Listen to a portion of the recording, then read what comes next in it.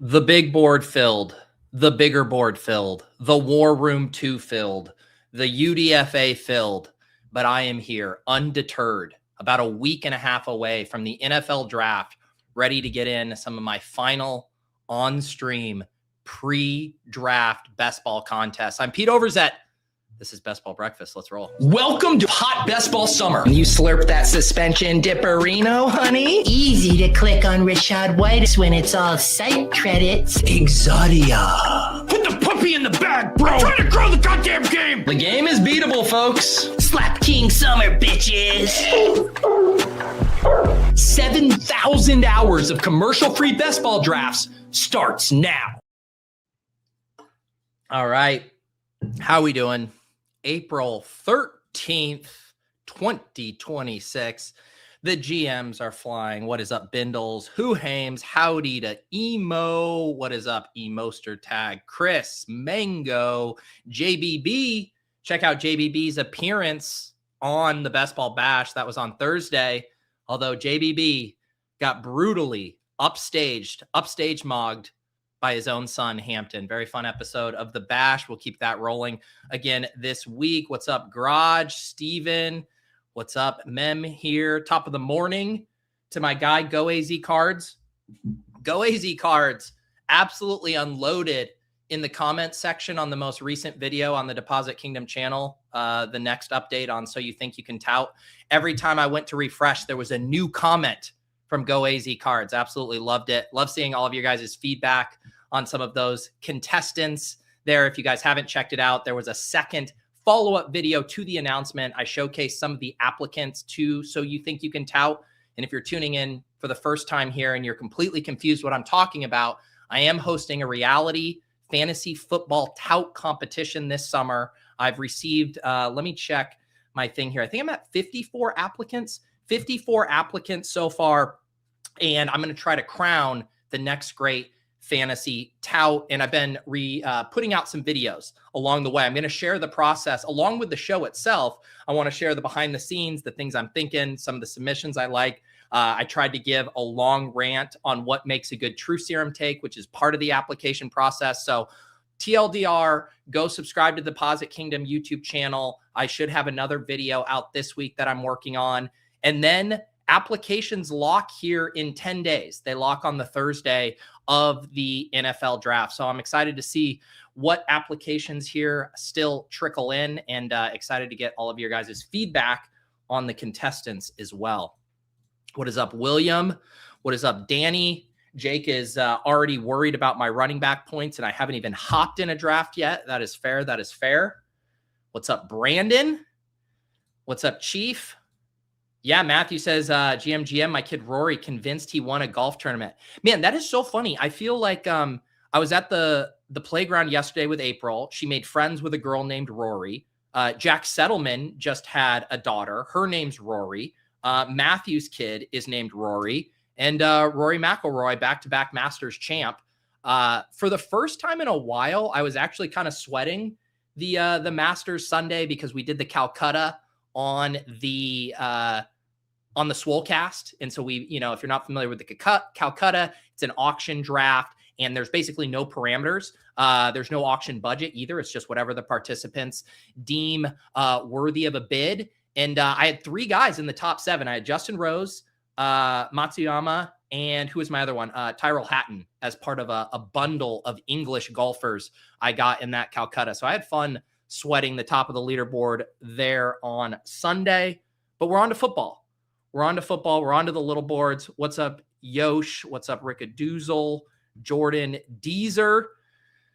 Brady says, I can't become a tout because I never win, or is that a requirement? Trust me, brother. I mean, look around. I mean, it is really polarized, right? Is the touting community, it's either people who have won the biggest prizes in best ball or people who have never won anything, right? Right. Those are the two qualifications. The worst spot to be in is if you've won just something, if you've won something, but it doesn't have multiple zeros next to it, then you're shit out of luck. You either need to have won nothing or won everything. What is up, Deuce? Who had Rory? I'd rather not say, but his name rhymes with Schmavid Richin. He spent a lot more money than me in the auction. You know, if I had a late round QB bucks, you know, piling into my bank account, I could have bid on Rory too. Eggers, you continue. Oh, don't even. I can't believe Eggers is coming here, just asking me to dunk on him. This guy rolls into our March Madness Calcutta, spends on all the number 1 seeds, loses money, spends on Scotty Scheffler, spends the most money, barely breaks even. Eggers, when are you going to learn that the key to Calcutta success is picking your spots, being a value hound like me, not just trying to bully the room with your deep pockets? Flyfish, did you not see me pointing to myself when I said the guy who hasn't won anything? Come on, bro. Come on. What's up? Charles says, I love this place since what if Quez Watkins is who you need? Yeah, I guess that's the one big piece of news that we've had since we last recorded. Dontavian Wicks to the Green Bay Packers, to the Philadelphia Eagles. I'm pretty sure I had a decent amount of Dontavian Wicks clicks late in my, handful of drafts I've done so far. So yeah, that one's very fun, especially because, as Charles says here, the MO for us with Eagles wide receiver 3s are just complete dust balls. We've tried to make Quez Watkins happen. We tried to make Jahan Dotson happen. Who was that? Who's the big rookie dude that was like practically a tight end? He was like some 6'4" dude. We tried to make him happen. But yeah, Dontavian Wicks, a guy who can actually earn targets when he's out on the field. Pretty fun stuff there. What's up, J Mike? Always getting a weekend recap from me. One thing your current self would tell your 1 year ago self to help you better prepared for this current draft landscape. Holy cow, JM. I thought you were just going to come in, ask me for one highlight from my weekend. I was about to tell you that we took April to the circus and she had a blast. Although, spoiler alert, no animals at the circus in 2026. I might have been slow on the uptake with that one. But what would I tell myself 1 year ago to help you be better prepared for this current draft landscape? Yeah, I mean, so let me try to reverse engineer this as I talk it through. I mean, obviously the differences in this current draft landscape are running backs are at a massive premium. We also have a pretty weak rookie class, which is making certain structural strategies really hard to pull off. You have a meta where, solvers and sidekicks are pushing people to a lot of early 3 quarterback builds. And so I think a lot of the dynamics to this year, I do feel are unique to this specific landscape. I don't know what you could have done differently, because to me, like, the lesson is you look at each slate, you look at each landscape, and you adapt accordingly. And each one brings about new challenges. Like, for instance, last year at this time, doing 0 RB in the pre-big board draft wasn't that hard. We had a really good incoming crop of rookies, saving a lot of those spots late to just spray and pray on those rookie running backs. At the time, with the information we had, was a viable strategy. This year, it's much harder to pull off, as I learned, last week. But I'm going to have to give this a little bit more thought, Jam. I think it's a really good question. I don't know if I have anything super poignant for you right off the rip here. Johnny Wilson, thank you, chat. That is exactly who I was looking for there.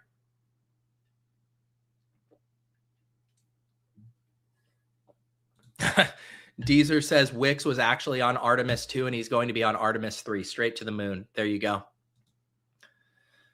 Yeah, circuses have gone totally woke. And you know what? April still had a blast. Honestly though, probably the most boomer I have ever felt. And I've been to a lot of concerts in my day. My ears were ringing after that show.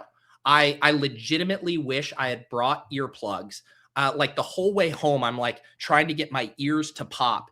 And I've just never felt more old and washed than being like, I got aggressively sound mogged by the speaker system at the circus. But April had the time of her life, and I'm still recovering from having my eardrums blown out.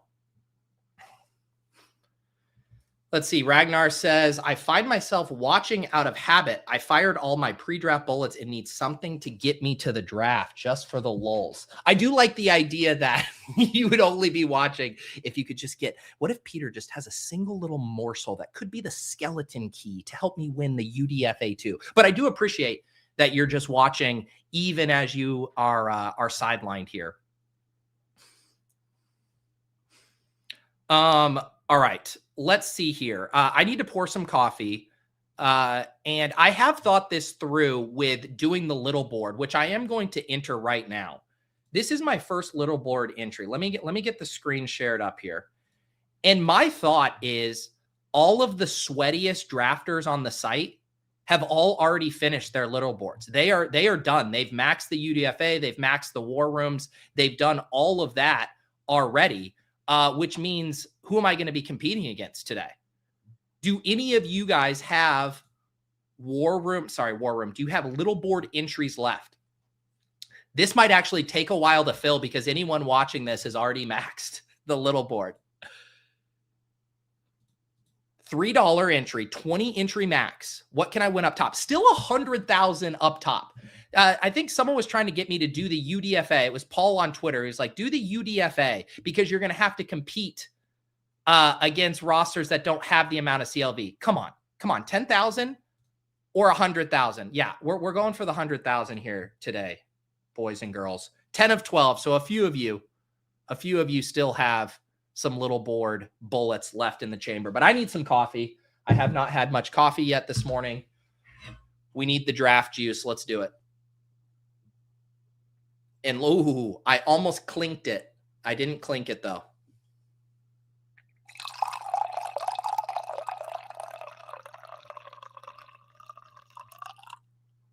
All right, there we go. Well. Who do we have in here? Keep the Chief, Index of Suspicion, Eggers. Wow, Eggers slumming it down in the $3 drafts. Patrick Barnes, YouTube. Nez is in here. Okay, all right, we're going to have a grand old time. A grand old time. Let me get into the solver here. And we will be off to the races.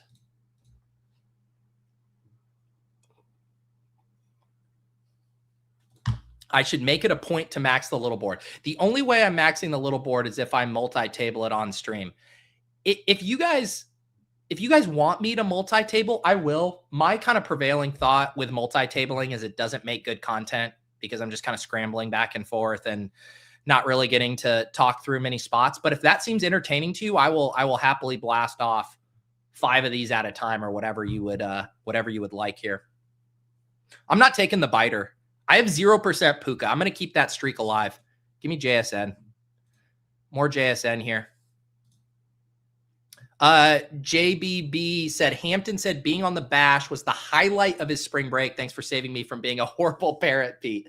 I love the idea of Hampton having a show and tell or whatever. You know, what was the most enjoyable thing on your spring break? And then explaining that he went on a Best Ball Streamers YouTube channel with his dad.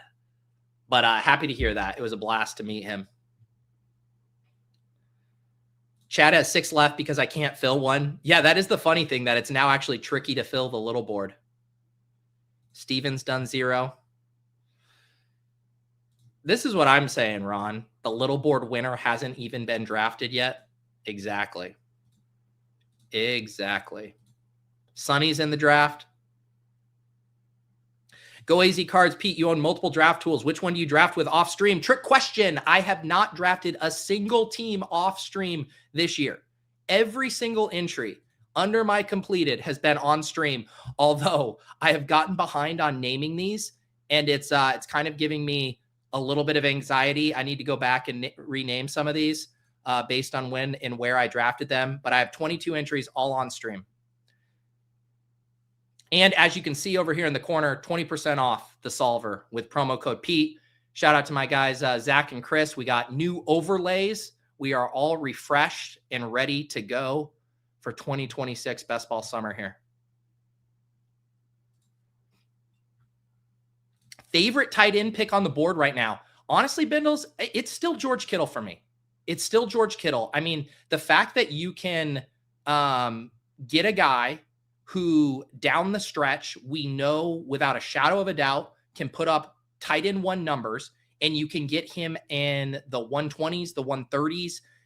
And it's not hard to piece together a tight end room that can carry George Kittle to, week 7, week 8, week 9. Give me those Hunter Henry points. Give me those Dalton Schultz points.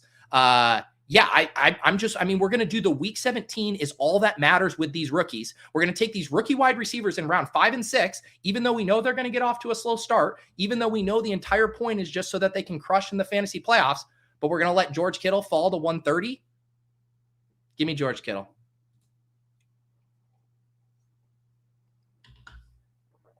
All right, let's see what we're going to do here in the second round. We started with JSN. Who should we take? I have barely taken Chase Brown. Should we do a little Chase Brown? Doesn't feel good. Or we could rip down the 0 RB path again. We could try another 0 RB build. Sure, let's do Trey McBride. Late pivot, JSN, Trey McBride.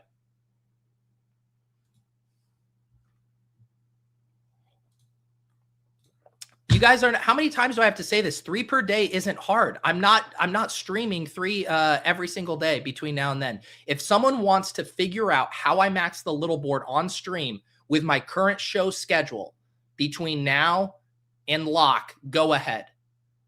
But I swear to God, I'm not drafting one of these off stream. I could just auto draft them on stream. Just log in. That could be a fun thing. Maybe we set my ranks. That's what we have to do. Maybe that's our exercise this morning. We set my ranks, we set my restrictors, and then we rip it in and see what the teams look like. All right. Let's do Chris Olave here. We'll do Chris Olave. JSN, Chris Olave, Trey McBride. See if we can get another 0 RB build cooking.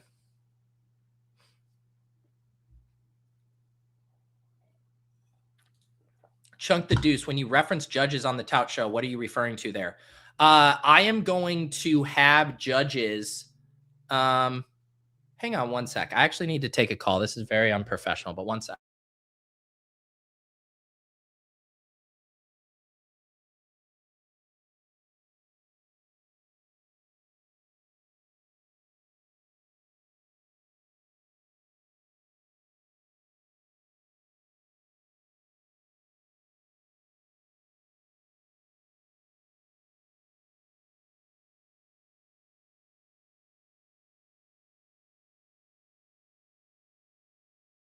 All right, we're back. Got to answer calls that I think might be an emergency, but we are okay here.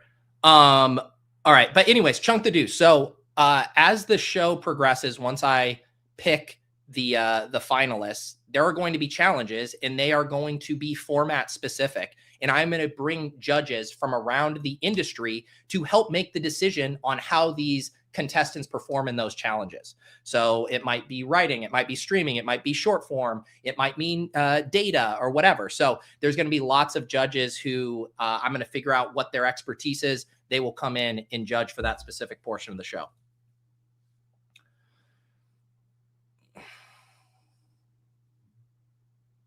Feelings on Tucker Kraft? I don't think I've taken him much. I do like Kraft. Yeah, I've only taken him once. That ADP at 89, that seems fine to me. It seems fine. Yeah, I don't know if I have anything good or bad to say about Tucker Kraft. Go AZ Cards. This is not a true serum take, but I do like your hot take that Hawkinson will outscore Trey McBride. Go AZ Cards. I explained this. So you commented 9 times on the video. I'm begging people to understand the true serum concept. This is just a hot take, and I love hot takes. It's great to have a hot take, but don't call it a true serum. Hawk outscoring McBride is just a hot take.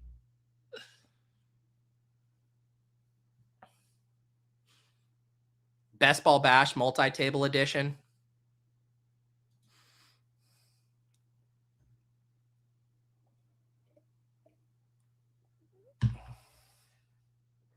Yeah, guys, I mean, Derek Carr and I, we basically talk every Monday morning around this exact same time. And there's some little things between us that that isn't for your ears.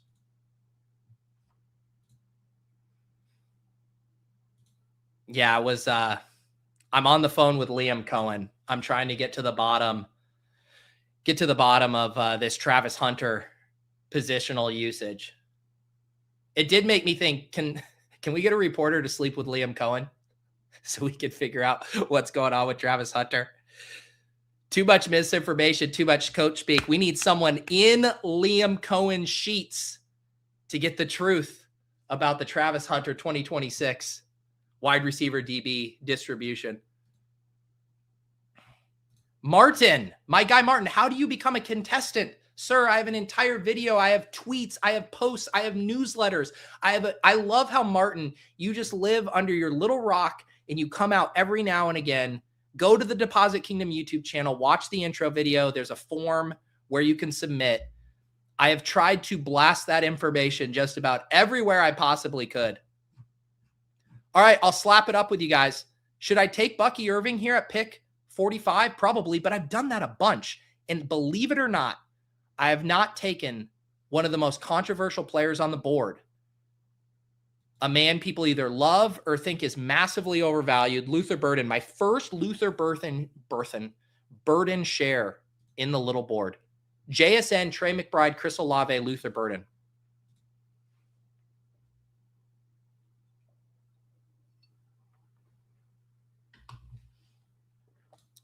What's up, Brian the Goober, aka Gumby's brother? Please don't let Gumby win. I can't deal with him having an even bigger ego. There's basically zero chance Gumby can win this competition. He is completely ill-equipped to actually be a fantasy tout, but it's going to be really fun to watch him fall on his face. Martin, you're killing me. Go watch the second Deposit Kingdom video. He asked, what's the difference between a hot take and true serum? I explain it in excruciating detail. Excruciating detail. Devontae Adams. Sure. We'll do Devontae Adams here. Also my first share of Devontae Adams. JSN, Chris Olave, Luther Burden, Devontae Adams, Trey McBride. I had been taking Christian Watson over Adams, but we'll take Adams here. See, this is a good true serum. Matthew Wood says, I play best ball because it's hard to make friends. See, I became friends with Matthew because he decided to play best ball. There you go. We're all going to lose anyway as closer to true serum than a hot take. Definitely closer to true serum. Get away from the chat right now, Greg. Greg's the carrot cake latte guy that caused me to draft Tank Bigsby last week. He says, I got the carrot cake latte recipe for you. Is Bigsby in your queue? Are you ready? Be gone, Satan. I refuse to get tricked by the latte discussion. Rohin gets it. You wouldn't need a serum to spew a hot take you believe in. You don't need, everybody spouts out hot takes at all. I mean, hot takes are such table stakes now for like conversation. No one people make fun of like JJ now because it's hard for him to have like a hot take because JJ is just like a truth teller. He just like relays his data. He tries to be as honest and objective as fair. Most fantasy football discourse is steeped in hot takes. Like the currency of fantasy football discussion is hot takes. We are so inundated with hot takes that it doesn't even register anymore. It just comes out naturally because we're all trying to get someone to notice what we're trying to say. So how do you do that? You heighten your point. You can't just say Luther Burden is a sketchy pick in the late fourth. You have to say Luther Burden is the worst pick on the board in the fourth round. That's a hot take. That's me amplifying a take I believe in to get you to pay attention. Because if I just said he's kind of sketchy, no one's going to ever remember that. But if I say he's the worst pick on the board, you're going to be like, oh boy, is he really? Should I stop taking him? I got your attention. That happens all the time. A true serum take is something you wouldn't be willing to say out loud otherwise. You should be sheepish to say it. But I really can't do this again. I've spent way too much of the past week and a half getting into the details of a true serum take. There was a really good submission that I retweeted. Buck submitted one of the better submissions yet. He had a very good true serum take. You guys can go watch that on my Twitter feed.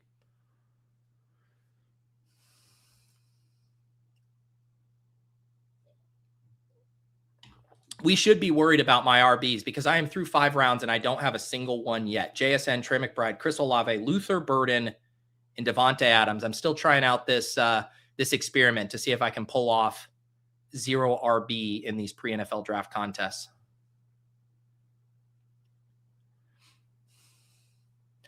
Ooh, good one. Carson, are you doing any basketball playoff best ball? Yes, the dance. We're actually going to have a full show on this tomorrow on Off and On the Clock, because I believe that contest locks on Wednesday or Thursday. So we're going to have another show, and we'll hopefully get a handful of entries in on stream tomorrow. All right, we're back on the clock. I don't love RJ Harvey, but beggars cannot be choosers when they are locating their first running back. The next ones would be Chuba, Ramondre, Jalen Warren. So let's go ahead and we'll take a swing on RJ Harvey here at pick 69. I am pretty worried about Peyton either bringing in more competition, going right back to J.K. Dobbins. I don't have a lot of confidence in Harvey, and yet I just selected him there.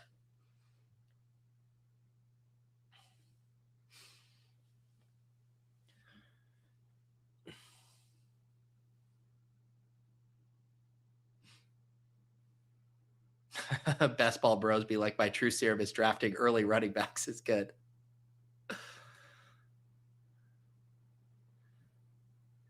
Dreaming of Sunday says, to be fair, a majority of the influencers in the annual True Serum video just give hot takes as well. I said this bar for bar in the video, Dreaming of Sundays. I think I said like 90%, or basically everyone who I asked to give it for the annual True Serum video didn't get it right. Let's see. What do we want to do here? We can do Caleb with Burden. Like, if we're going to take Burden, we might as well lean into the scenarios. If Burden absolutely smashes a 4th round thing, Caleb's going to the moon as well. So let's double down there. Caleb to Burden. One really good True Serum take I was thinking through in the video from last year, I thought was Sean Siegel's. So Sean Siegel's True Serum take was, and the reason it was a good True Serum take wasn't the take itself, but it was because what it meant relative to everything else he has said on Mike. And that is, Sean Siegel has been a huge proponent of elite tight end across a lot of different formats. FFPC redraft leagues, even going way back to the old school MFL 10 best ball contest. He's like always been an elite tight end guy. He spilled a lot of ink explaining that. And even when we do best ball drafts, he loves getting McBride, he loves getting Bowers. His True Serum take was, in his heart of hearts, he thought that the best way to win a large field tournament in 2025 was with late round tight end. And I was like, what? Sean, you've been preaching the gospel of elite tight end for years. How could you say that? That took a lot of vulnerability from him to wind back a take he has built up over the years, and to admit for this current slate, for that current landscape, he thought late round tight end was actually better. Now, Sean benefits from this idea of he has a lot of historical touting and analysis to kind of fall back on and to pull a truth out from that maybe someone doing a True Serum take for the first time wouldn't have. But that was an awesome True Serum take because it required him walking back something that he had previously thought.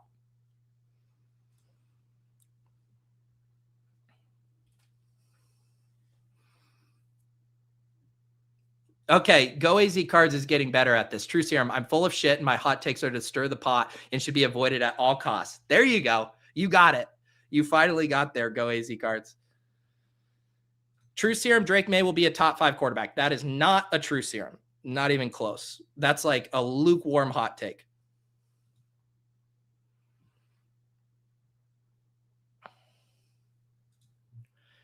Have you had any success yet feeling good after a 0 RB team? Well, talk to me at the end of this draft. I thought last week's I got some ADP fallers on that team where I was close to thinking it was a good team. I messed up on a few different decision points, but I am confident you can draft good 0 RB teams right now. We'll see how this one goes.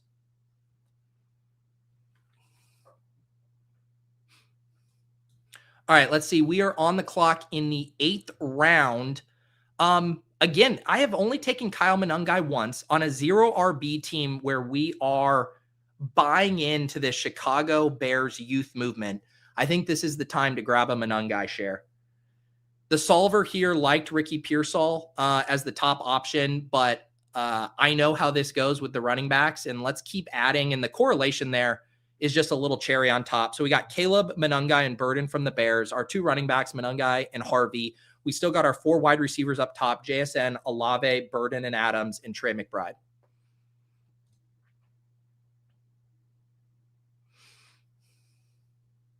Pete, what are you most excited about for the upcoming NFL BB daily season?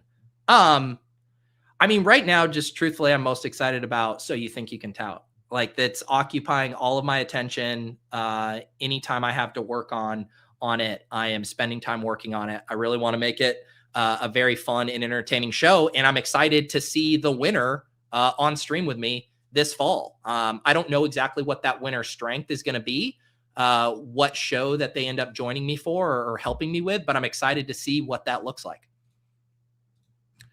Okay, Ricky Pearsall comes all the way back. I wouldn't mind keeping, let's do another running back, actually. I love this price on Ricky Pearsall, but the other thing I'm struggling with is I want to leave some wide receiver spots available for this sweet spot, from like the 112 to 130 range. There's a few guys in here I really like. And if I go Pearsall there, I should have just taken Pearsall. I mean, Pearsall at 100, did something happen? Is there news breaking on Pearsall that I don't know about?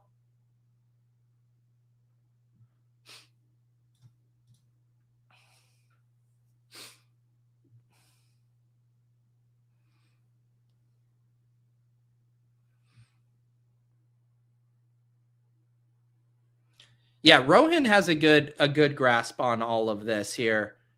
People are just a little averse to evaluating their own takes and processes versus hot taking.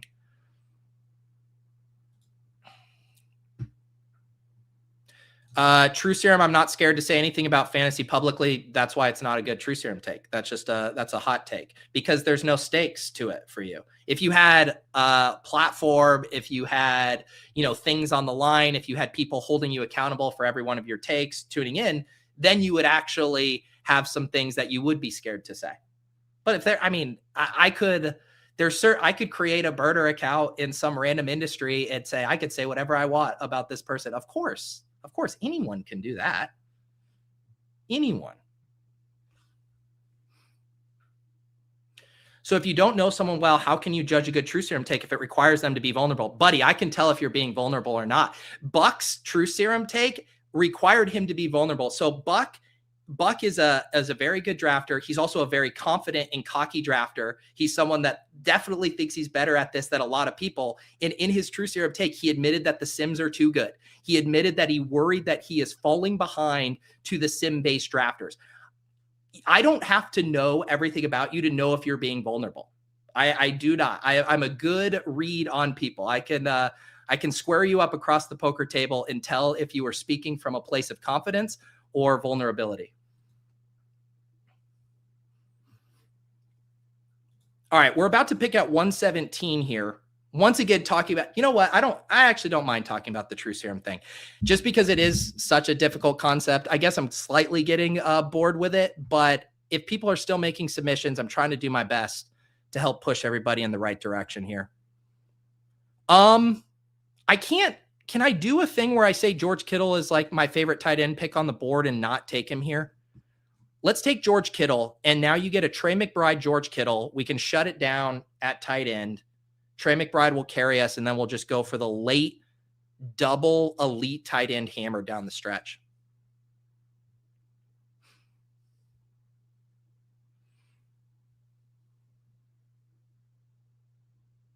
Yeah, this is a good one. True Serum takes easier at the end of draft season when you've built up a portfolio of takes and you commit something contrary to you've drafted. Another a good one in there, and it's not quite True Serum, but someone in the Ship Chasing Discord, and I'm even blanking on the username right now, they were adamant that A.J. Brown wasn't going to get traded, and they had multiple arguments about it. And just over the weekend, they kind of capitulated and said, you know what? I think based on new information, based on the arguments you guys are making, I do think A.J. Brown's being traded. I've been a holdout for too long. And that wasn't a True Serum take specifically, but it does require that ability to change your mind, that malleability, I do think is an important quality to just being a good analyst and being someone who's good at fantasy sports. I'm going to do Matthew Stafford here. Holy cow. I was kind of ignoring the quarterback stuff there. I probably should have taken Stafford with Adams before I took Kittle, but Stafford comes back, and now I get Stafford with Adams here as my QB2. I like how this team's shaking out. Caleb with Burden, Stafford with Adams. We have 3 running backs, RJ Harvey, Monungai, Tony Pollard. Our 4 wide receivers, JSN, Olave, Burden, Adams. And then tight end, McBride and George Kittle here.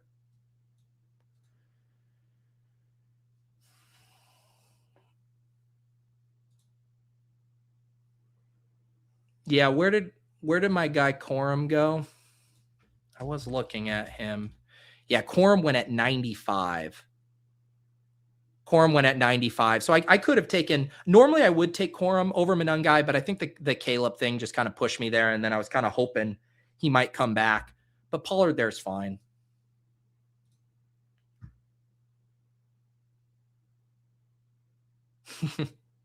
Greg, I draft my best teams after a microdose of psilocybin. The more and more I learn about you and your consumption habits, Greg, the more I'm concerned. Carrot cake lattes and psilocybin. Go AZ Cards. Will the tout videos be on Deposit Kingdom as pre-recorded and or will there be live content? There is going to be a mixture of it. The actual episodes themselves, they're going to be heavily edited. Those will all be on the Deposit Kingdom. But I certainly envision some challenges, some audience voting, that stuff happening live on this channel. So there'll be a mix.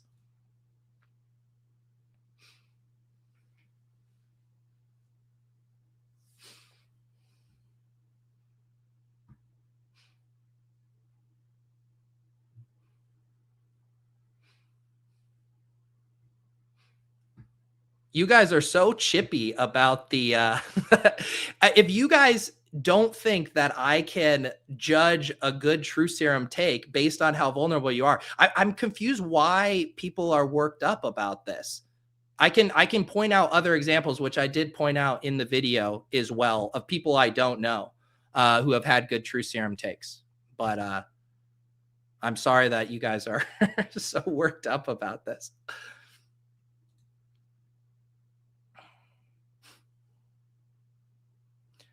Greg, I have not watched this video yet, but I did see that come across my my feed. Stealing Bananas, drafting the worst pick in every round. Is that what I'm doing right now?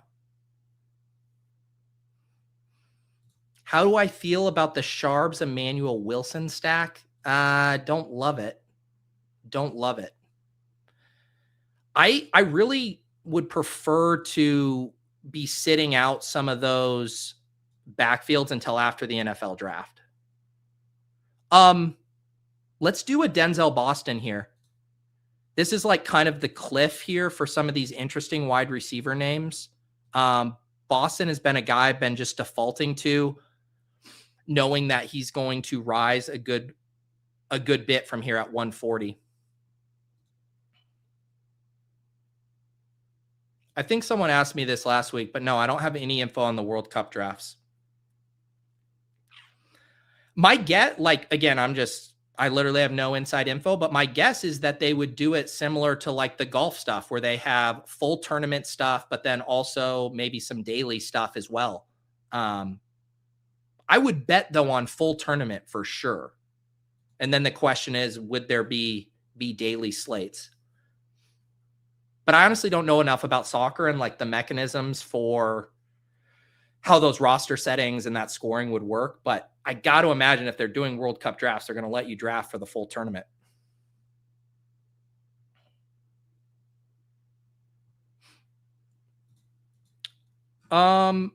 Let's see here. We are back in running back territory. I'm not taking Stephon Diggs, Bill, Tyrone Tracy, Keaton Mitchell. We can, you know what? I haven't done a lot of Tyrone Tracy. I've done Bill a few more times. Let's do Tyrone Tracy here. I mean, again, talk about a situation that I'd prefer to wait until after the NFL draft in case the Giants go rogue and take Jeremiah Love, in which case that could really blow up. But you could get some pretty good CLV on Tyrone Tracy if the Scatabo injury stuff is a little bearish heading into the offseason. I'm done fretting, Roheen. I'm done fretting. Mr. Brad says, I think it's the haughtiness at people. I do not think I've been haughty. You could, you were the one in the Deposit Kingdom comments being haughty, brother. I'm I'm genuinely trying to explain it because it's been a difficult concept for people. I do think like it's been overcomplicated to the point of it's literally a serum, right? It's thinking about, I think I used the example of getting drunk. Like people say things that they believe that they don't want to say out loud when they're drunk because the liquid coaxed it out of them, because it dropped their inhibitions. And people have now flipped that because it's just easier to say hot takes. And so I think people who want to give hot takes as their true serum get offended when they're asked, hey, you actually have to be vulnerable. You actually have to say something that you don't want. And that's why it's honestly been the perfect prompt, because the people who do get it right, it shows me that they know how to follow instructions. And then if you don't get it right, your submission has to be really, really good. Otherwise, like you have to overcome a lot, because then it's like, well, you didn't follow the directions. Ooh, do I have a wish list for rookie landing spots? I mean, it's almost like an anti-wish list, right? Where it's just like, I don't want a running back to go to the Giants. Like, even though Jeremiah Love would instantly be the best running back there, I do not want to see that at all. Like everyone else, I do not want to see one of these wide receivers on the Jets, but that seems very likely. I don't mind the Titans or the Commanders taking a running back. That would be awesome. I think the Saints for a wide receiver, Chiefs for a wide receiver. I guess Dolphins would be another landmine that would just kind of suck, but at least you'd have the clear path to being a number one there. Whereas with the Jets, not only do you have bad quarterback play, but you're locked into being the number two, most likely behind Garrett Wilson. So yeah, it's more about the landmines. Like if these guys get the draft capital, I think we're going to be excited about most of these spots. But yeah, if you did the top three wide receivers, I would say one of them to the Chiefs, one of them to the Rams. All right, we're back on the clock here. It looks like I did fall back on my bullshit of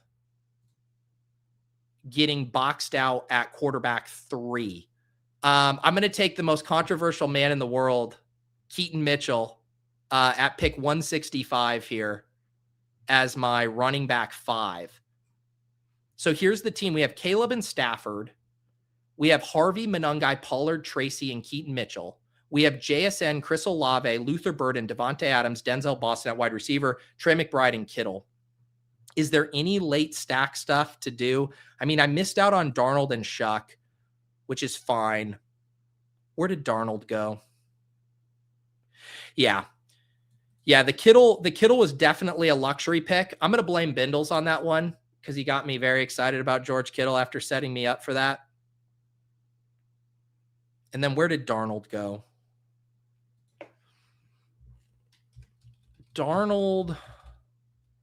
Okay, yeah, Darnold at 134. That would have been really nice if he came back to 141. So yeah, that was a tougher spot there.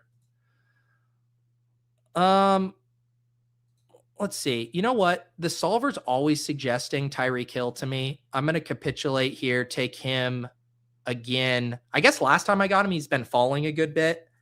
I was debating between AD Mitchell and Tyreek Hill there as my wide receiver 6. This is a good point. Pollard and Tracy, one of them will survive Love. That's true.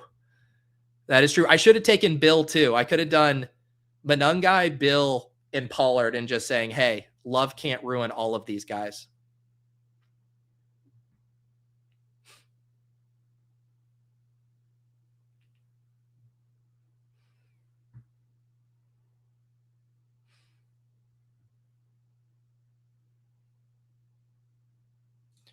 Huhaim says, for me, the hardest part is being about fantasy football, because if you're willing to change takes based on information, it becomes harder to fulfill. Will you expand on that? I don't know if I follow.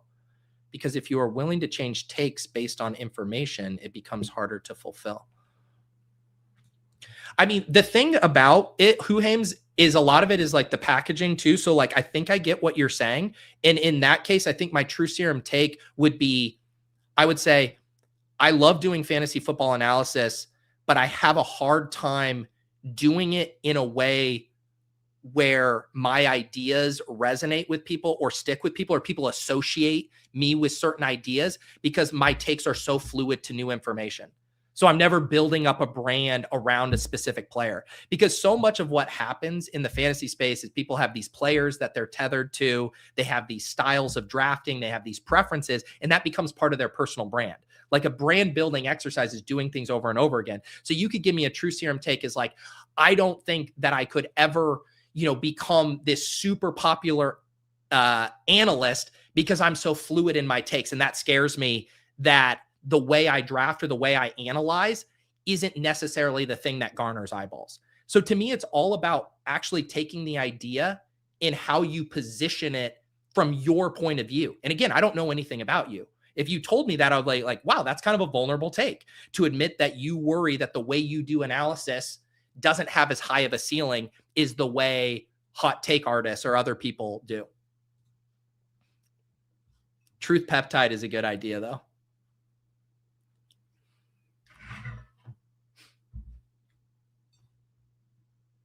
Now that Tyreek is old and not fun, Leone likes him.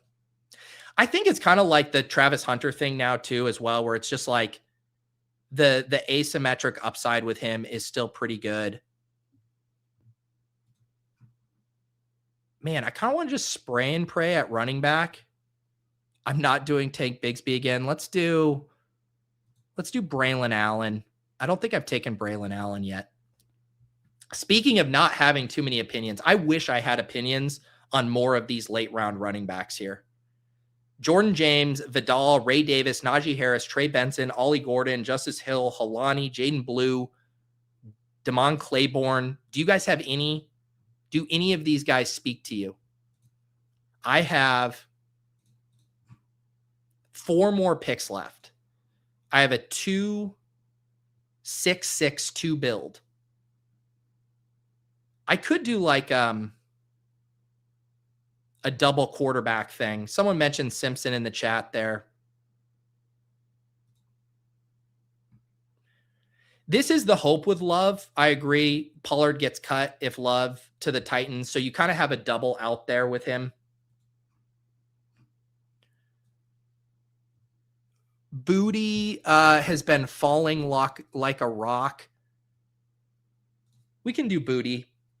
I understand why he's falling. Like, it's certainly not great for him if AJ Brown comes, but I think he still has the role on the outside, right? I mean, isn't 3 wide receiver sets, AJ Brown, Romeo Dobbs in Booty in that scenario? And he can certainly pay that off with Drake May at a 17th round cost.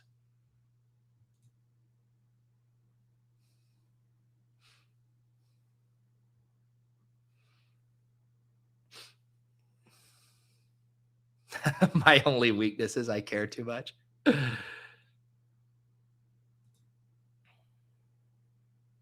Well, this Ragnar I love how meta we're getting with this. He says, if you're 90+% sure of something in best ball, you are definitely wrong. And this is kind of the paradox of touting, right? Where to get people to listen to your ideas, you need to be very confident and firm and succinct and not actually allow for a lot of nuance. Whereas if you have a lot of nuance, then no one is going to associate specific ideas with you.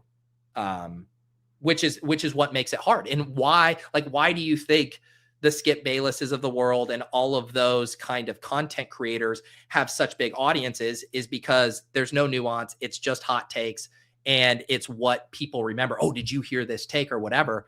If you have a lot of nuance, you have to build up kind of, I think, your trust with your audience in a lot longer runway, right? Like, they're not going to kind of associate you with certain ideas as quickly as they are someone who just gives out hot takes, because it's just easier to remember.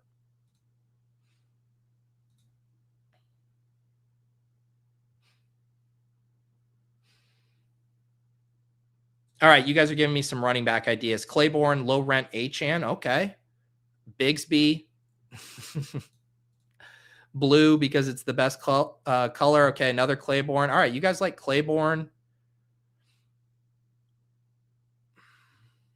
Rohan likes Barner here.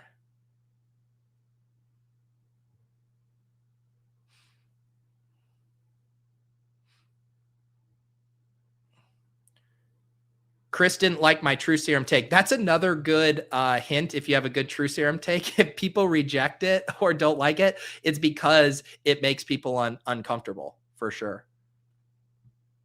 I did share my true serum take in that Deposit Kingdom video. I won't regurgitate it here if you want to go watch it.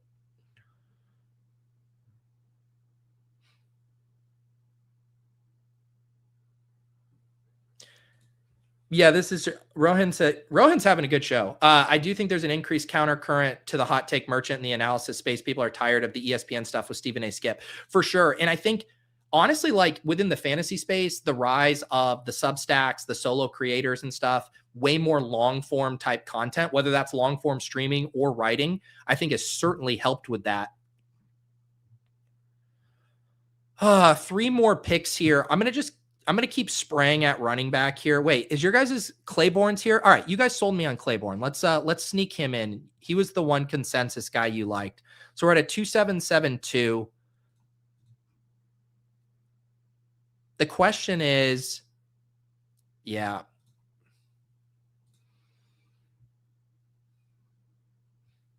Justice Hill is a steal. Yeah, the solver's been suggesting Ferguson here.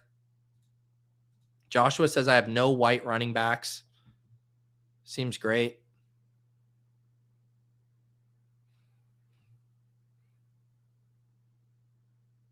Yeah, I haven't watched ESPN in ages.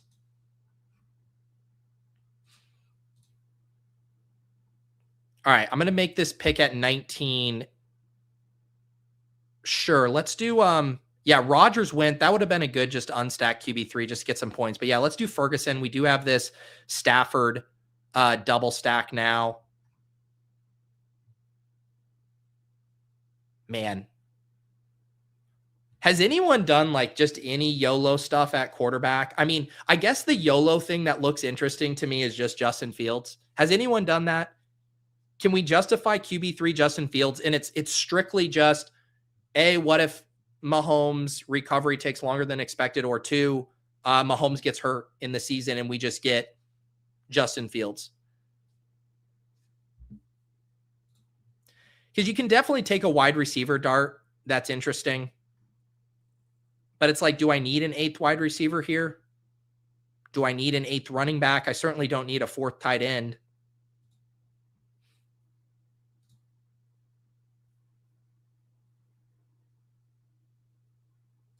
Joshua says, are tanks coming back this summer, Pete? Or are you a t-shirt bro? I'm very seasonal with my wardrobe. And this week, so it's 60 degrees right now. Later this week in Boston, it's supposed to get up to 80. If it was Wednesday, I would definitely be rocking the tank.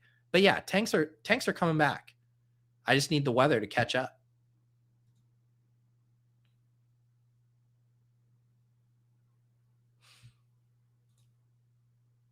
Fields or Kirk only choices.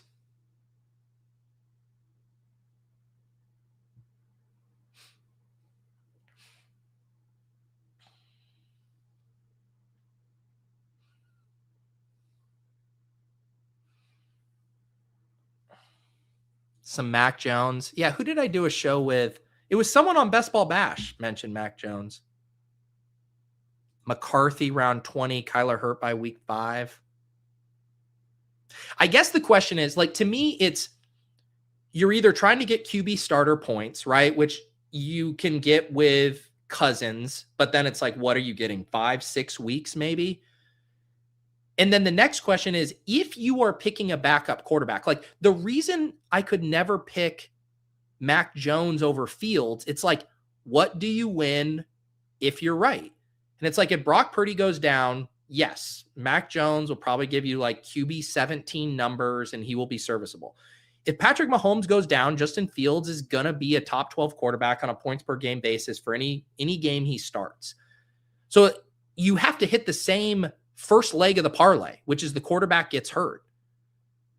So, don't you just have to take the highest upside QB2 in that scenario? And then at least with Fields, you get a little bit of uncertainty about Mahomes' recovery. I mean, I fully expect him to be fine. But there's at least that added out, a guy like Brock Purdy's entering the season healthy. All right, I just talked myself into Justin Fields. Congratulations. My first Justin Fields share.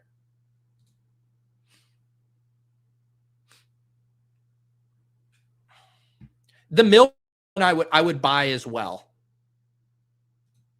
Did someone take him? No. The Milrow one I think is kind of similar to the Fields thing, and I did have JSN. I don't mind that idea. Tim mentions Jameis, an excellent option with how reckless Dart is. Yeah, this is a nice thing if you could get, Nick says Fields is legit live for multiple rushing TDs in games, even if Mahomes is healthy. I could definitely see them doing a couple package things.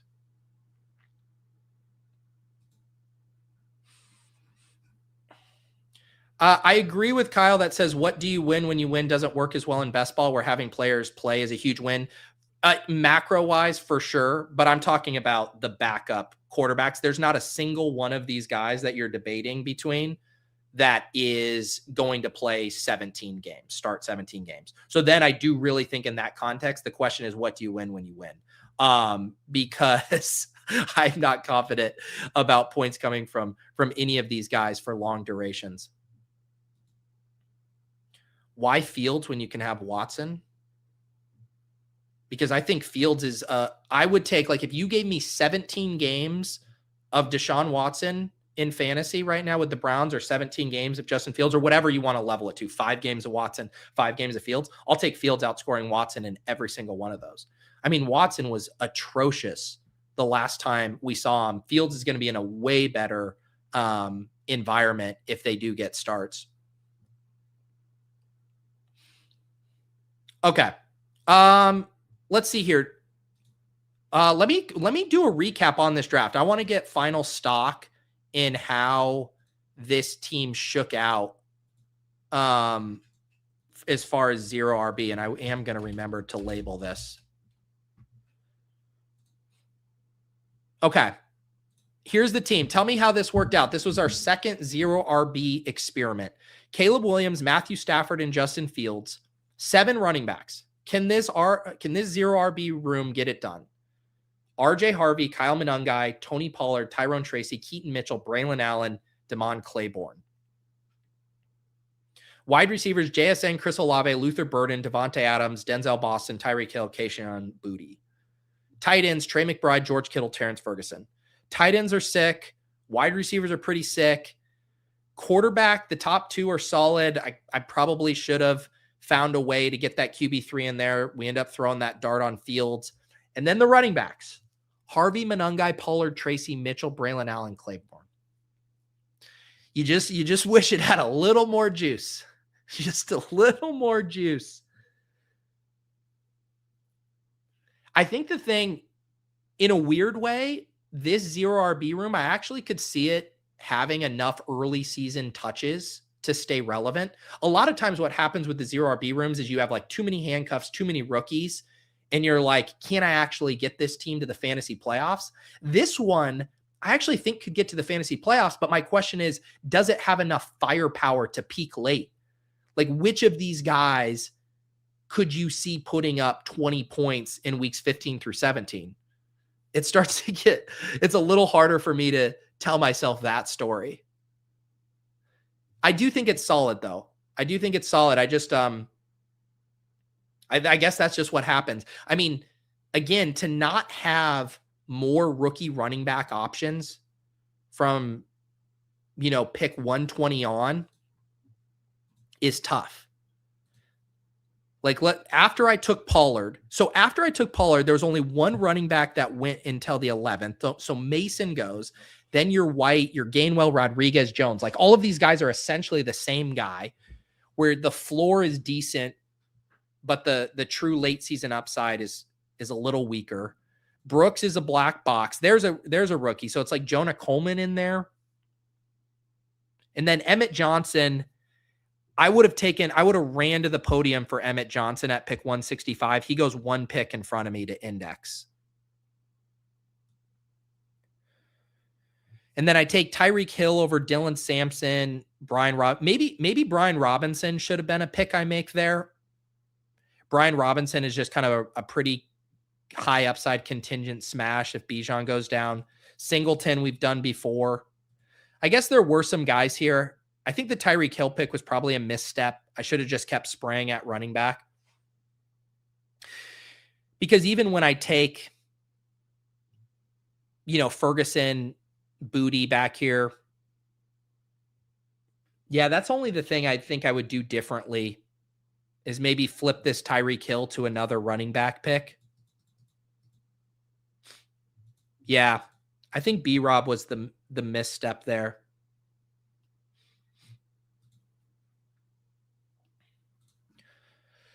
But I think definitely getting warmer with the 0RB build. All right. Let me I'm going to put to the chat I want to get a poll. What should I do next? I'm going to give you guys a few options. What should I draft next? Option 1, little board, UDFA, multi-table chaos. All right.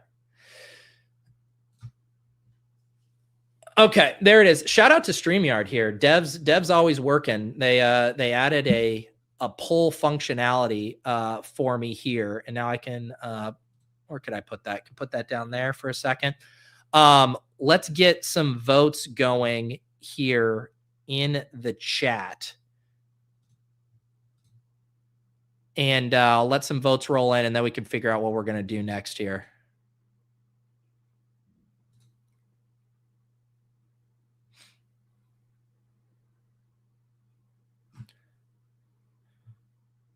Oh, okay. Thank you, guys. I should have mentioned this. So it's a little different chat functionality. You don't click it. It's type 1 in the chat if you want little board. Type 2 in the chat if you want a UDFA. Type 3 in the chat if you want multi-table chaos.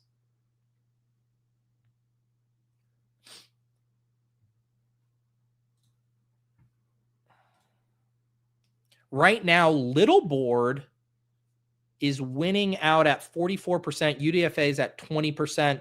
Multi-table chaos at 39%. I'm going to let a few more votes roll in here. I'm going to pull another coffee.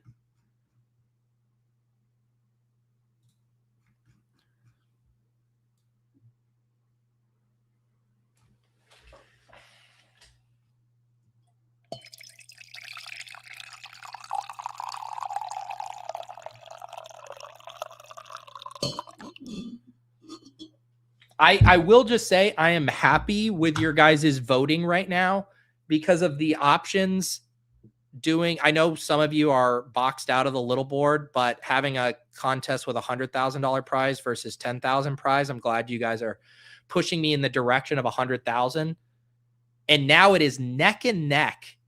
Little board, 41%, multi-table chaos, 41%. So if you were a UDFA voter, I need you to hop back in because we're not doing that. So do 1 for little board, do 3 for multiple little boards. This is neck and neck right now at 41%.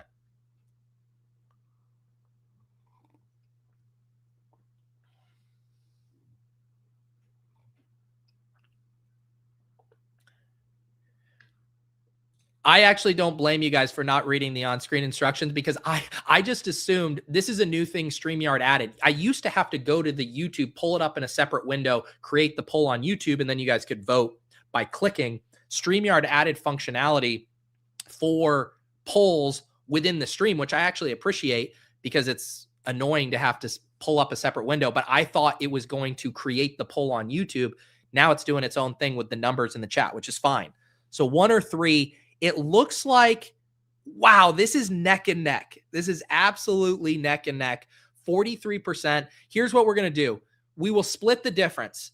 We will not go full chaos of like 5 things. We will do 2 little board drafts at once.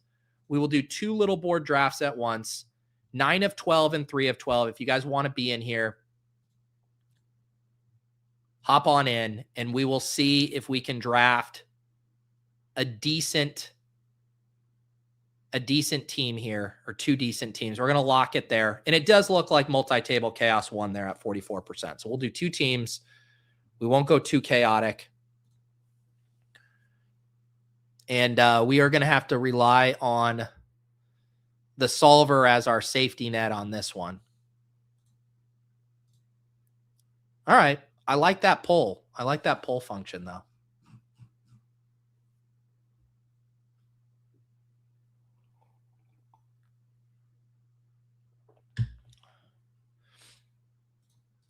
Yeah, a little chaos for the little board. All right, let's see what our draft slots are. I'm trying to think what I'll probably do here. Let's see. Let's open up. Maybe we open up two tabs for these different drafts. So we'll go to the draft here. And we will go to the draft here. So we have the 111 and the 19. The 111 and the 19 here. So drafting from similar parts of the board. This is a good over-under to set. Should we do another poll? How many auto picks? I think a fair line, like I'm definitely going to have one or two. I think 2.5 is probably a good line.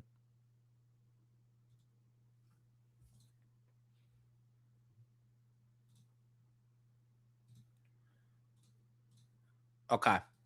All right, let's lock in. Let's lock in here. Best ball breakfast.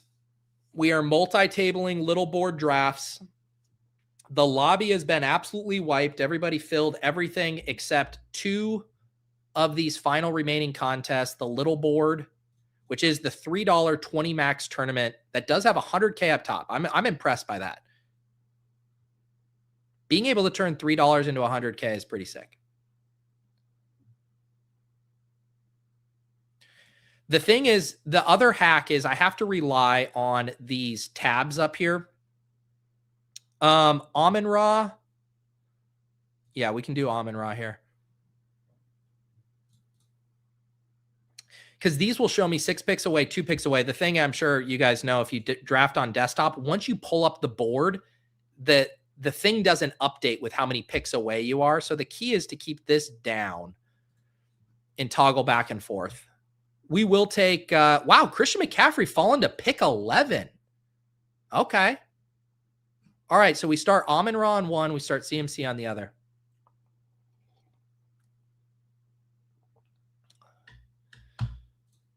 If there are 256 watching, but only 68 likes, then 188 of you suck. Those are Chris's words, not mine. Chris's words, not mine. We are on the clock, 11 seconds. Achan, Jeremiah Love. Let's have some fun. Let's do Jeremiah Love. Solver liked Achan there. We're going to grab Love. Love and Amon-Ra here on this other clock. Let's do Barkley. We'll do Barkley over Achan. So back-to-back Achan, Nah waves. CMC and Barkley. Jeremiah Love and Amon-Ra. This is what we're going to do. This is what we're going to do to make sure. We're going to get double boards going so I can keep the tab indicators on how many picks away I am functional. But then we still can have the board view for both of these. Okay, here we go. Now we're cooking.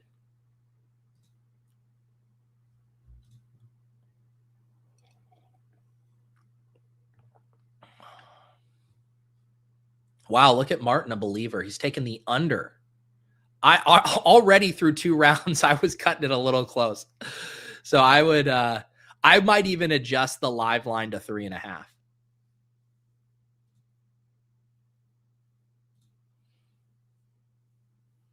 Yeah, so the content schedule this week, like I said, I'm going to be working on another video for So You Think You Can Tout. If you're on the fence about applying, please do. Would love to see as many of your faces as possible in those submissions. Tomorrow, 2 shows, off and on the clock with John and Nez. We'll probably book a guest as well to talk the dance. That's NBA playoff best ball there on Underdog. Also, shout out in the Deposit Kingdom. I believe I saw this morning is it M. Frederick in the Deposit Kingdom Discord took down first place in the Underdog Open here for 10K. Here's the screenshot. Had Burns, Hatton, Knapp, Justin Rose, Cam Young, and of course the first place Masters finisher McElroy there. Not too many entries either here. What does this look like? 2, 5, 6, 7, 8, 9 entries, 9, 10 entries, 10K. Congratulations. So yeah, we'll be talking about the dance tomorrow. ADP chasing will be back tomorrow night. And then Wednesday, we're going to have ship chasing. We are going to do the annual Dynasty Superflex rookie mock draft. We're going to have Blair Andrews from RotoViz. We're going to have Ron Stewart from Ron Stewart YouTube channel. And Ryan Heath from Fantasy Points is going to join Jacob, myself, and Davis for a pre-NFL draft rookie draft. So that'll be fun on Wednesday. Thursday, I will have the Bash, of course. And then I need to book After Dark for this week. All right, we're on the clock in 2 spots. Let's do Garrett Wilson here with CMC and Barkley. Thank you, Solver, for that one. And let's see, Ted Arroyo or T. I've taken each the same amount of times. Let's do T here. We'll do T. And now I'm back on the clock over here. That was quick. I am not an Ibuka guy. Let's do a Devontae. We can't just have all the fun with A.J. Brown to Drake May stacks. We got to keep taking Devontae as well as part of this A.J. Brown on the move thesis.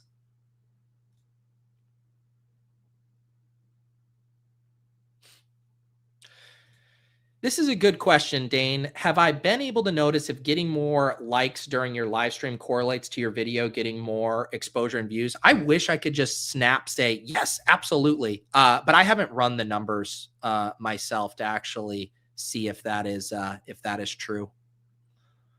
Ibuka. I've taken Ibuka once. Lad, I don't love. Sure. I'll capitulate to Ibuka here. Yeah, man. Devontae, I think I was talking about it with Jacob, right? Like, he is priced as if A.J. Brown is there, and he's like a solid pick in that scenario. And then in the scenarios where A.J. Brown is gone, he's an absolute smash. Like, Devontae Smith is a 2-3 turn pick. I don't know how long it will take. You know, ADPs are sticky. It takes time for it to move up. But it feels like you're free rolling the trade upside at this point with Devontae. I do really like Zay Flowers in this range too. This would be fun. A Kalshi market for so you think you can tout. But yeah, Dane, I would like to go in and look at it. I think my instinct from what I've seen on the Deposit Kingdom channel, which those are pre-recorded videos, the comments after the fact are worth way more than likes, but the algorithm is weighing all of that engagement for sure.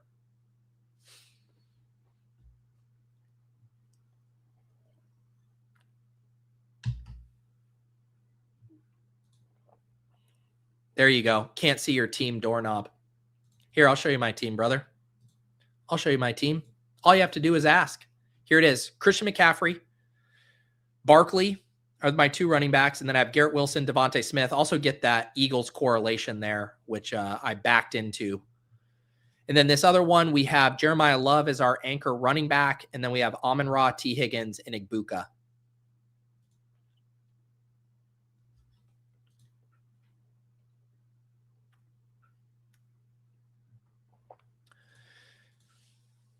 We are using the solver today. You guys can see here on the screen, you can get 20% off with promo code Pete. When you sign up, there's a couple different price points there, depending on the volume of drafts you're doing. It will come in very handy this summer, especially with the portfolio management side. I'm actually going to go and sync my exposures now to make sure I am up to date here. Once you're logged in, you just head over to the exposure page. You can see this exposure sync. I last synced at 11:16, and now we should be good over here. I am back on the clock. Let's do Hurts here. He's a little bit behind. I guess I don't have to take Hurts right now. I could do the wide receiver. All right, let's do Carnell Tate. I doubt this guy on the turn is going to take. Ager started 4 running backs, which would be very funny if he goes Hurts there just to spite me, which he should after I've talked a lot of smack about him. But I'm not going to let Hurts go all the way back around. And then over on this side, what am I looking at over here? I can probably push Burrow around. We'll do Tootin. We'll do it for the slaps. I got to reach across the aisle both ways, and then we're back on the clock here. We're going to do Hurts. All right, a little bit of chaos. Judkins was there, but I just do not like clicking Judkins. I feel like I don't need to either when I have CMC, Barkley there already. So now we have 3 Eagles, Hurts, Barkley, Devontae. We have CMC, we have Garrett Wilson, we have Carnell Tate there at pick 59. And on this team, we have Jeremiah Love and Tootin. What a slappy running back start. Amon-Ra, T. Higgins, Emeka Egbuka at wide receiver.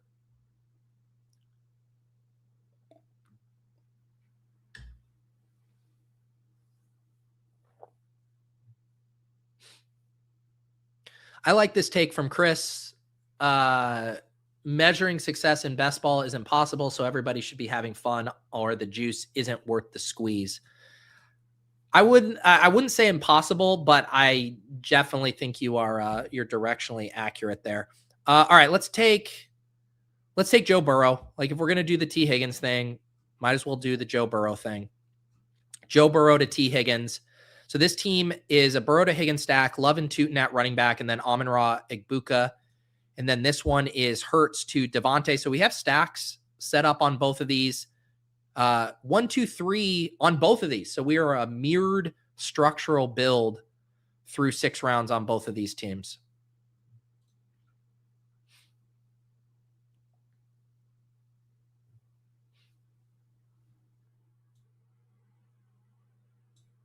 Yes, you'll notice some people are prefacing these takes in the chat with True Serum. If it is a True Serum, I preface it with True Serum. If it's just a take, I just share the take.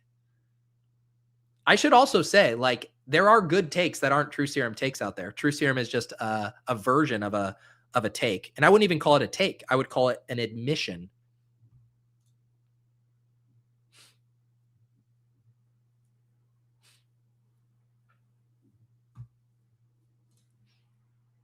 I think the thing about Chris's point is more so about the feedback loops. There's so much distance in the feedback loops, and there's so much noise in them as well, that it's really, and the other thing too, and I talked about this, I did a podcast with Beimfor last week on Spike Week, and we were kind of talking about some of this stuff, but it's also people have different objectives in best ball. Like an advance rate bro could advance 50% of their teams, flame out in week 16, and still chalk it up as a successful year. Hey, I got my money back, or I doubled my money, or whatever it is, just maximizing or optimizing for advance rate. And then you could have someone who had horrible advance rates that got one team to the finals and binked a top 3 finish, who would also categorize their season as a massive success. So even the definitions of success within best ball can be so different based on someone's objectives. And we all have thoughts on it. Like, I think it's dumb to just optimize for advance rate. And if you're just doing that year after year and flaming out because you haven't built teams that can get stronger and turn into juggernauts in the fantasy playoffs, I personally think that's a dumb way to play. But people judge their success in different ways, which also makes it I think that's why we love it, right? Because people can tell themselves that they were successful for whatever reason and just say, at the end of the year, the ball didn't bounce how they wanted. All right, we're going to have to be making a lot of picks here. I am not taking Cortland Sutton. I can't do it. I will take DK Metcalf, though. I think DK Metcalf at these prices are fine. Pick 83, DK Metcalf. Back on the clock here. I still don't want to give in to big Parker Washington. I'm going to take Jordan Tyson first. We are back on the clock over here. You know what? Who was talking about Tucker Kraft in the chat? I've only taken Tucker Kraft once. Let's do a Tucker Kraft share here. So On this team, we have Amon-Ra, Jeremiah Love, T. Higgins, Emeka Egbuka, Bashal Tutin, Joe Burrow, and Jordan Tyson. On this team, we have CMC, Barkley, Garrett Wilson, Devontae Smith, Carnell Tate, Jalen Hurts, DK Metcalf, Tucker Kraft. So a 1-2-4-1 and a 1-2-4. Wow. Ben, hang on. I'm back on the clock here. You know what? Let's get another running back in here. Man, I can't do Algier. You know what? Let's do Tucker Kraft on both. I'm just Tucker Kraft maxing. I brought up George Kittle. Some of you guys brought up Tucker Kraft. Here you go. Tucker Kraft on both teams. Again, same structure, 1-2-4-1 on both of these. 100% exposure to Tucker Kraft during this little board chaos experiment. But Bindle says he wore a backwards hat on stream for the first time yesterday, and I have to say, it felt incredible. There you go, man. We did a long bit at the end of Ship Chasing on Wednesday about hat chasing, and Jacob was messing with his hat. Karain was messing with his. It all started because Karain, just whenever Karain wears a hat, it's interesting. Normally he wears it forward, but he put it on backwards, and he looked like just a completely different person. And then we talked about how the way you wear a hat changes how people perceive you for about 10 minutes.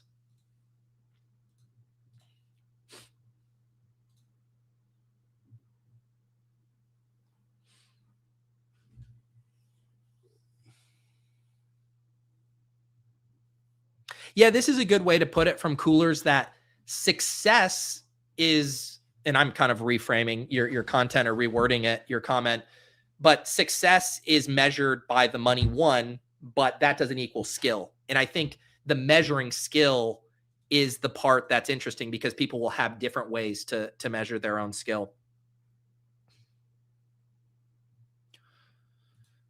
This, I was trying to be really nice. When Carrera wears a hat, it's interesting. It's because, to pay Karain a compliment, he has an incredible head of hair. And so anytime he's not, showcasing his great head of hair, it feels like a disservice. But the Karain with the hat forward, he looks like very put together, but then he puts the hat on backwards, and he really does look like the "how you doing, fellow youths" Steve Buscemi. All right, I need to lock in for these picks here. I'm at the 9-10 turn on this Hurts team and on this Burrow team. The solver's suggesting Kyle Pitts. I will not be doing that. I don't have any other stack options right here. Can I just take some more Xavier Worthy? Is there any quarterback stuff I'm missing right here? I'm going to take Xavier Worthy. This is going to start getting dicey, because I'm worried that I'm going to forget about a quarterback I really need.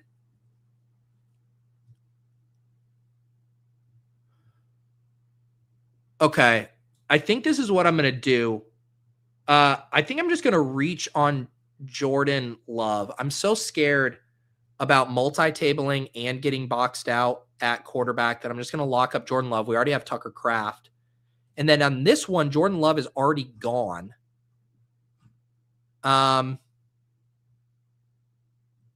Let's do Jadarian Price. Jadarian Price, we'll just trust that Peter Schrager's right and that Jadarian Price is getting drafted by the Seahawks at pick 32. All right, let me make one more pick here, and then we can reevaluate these two picks.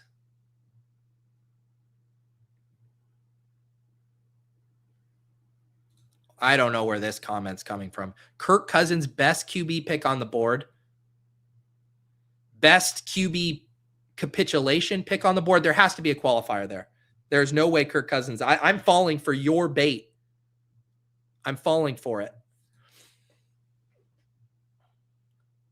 All right. I was really hoping I could get Jaden Reed here for this double stack. Not only does Jaden Reed fall to 112, not only is Dontavian Wicks gone, but I have a Jordan Love and Tucker Kraft stack set up, and now I get Jaden Reed at a discount for the double stack. quick recap of these two teams. Joe Burrow to T. Higgins, Jordan Love to Jaden Reed and Tucker Kraft, Jeremiah and Love and Tootin, my only running backs. That's the issue.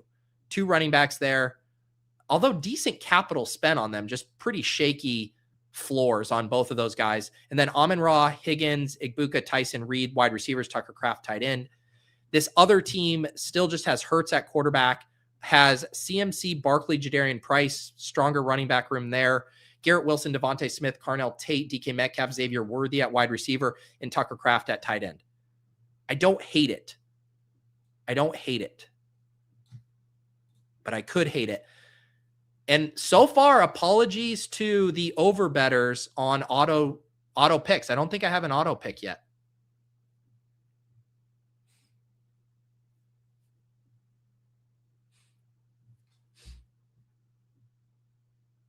Christopher, I will book you for however much money you want that Kirk Cousins isn't playing 17 games.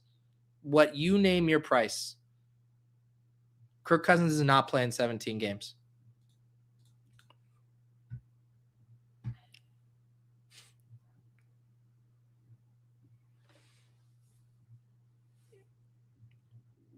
All right. Let's see here. All right, Christopher, make sure I'm going to write this down. Christopher, send me a message on Discord or Twitter so I actually have your contact information. But yes, you are booked for $100. I'm back on the clock here. Is there anything quarterback wise? I think I'll just give in to Malik Willis. He falls 7 picks. Decent naked quarterback to pair with Jalen Hurts. Solver had his top suggestion. We're kind of in this window here. By the next time I pick or come back around at pick 155, all the QBs are going to be gone.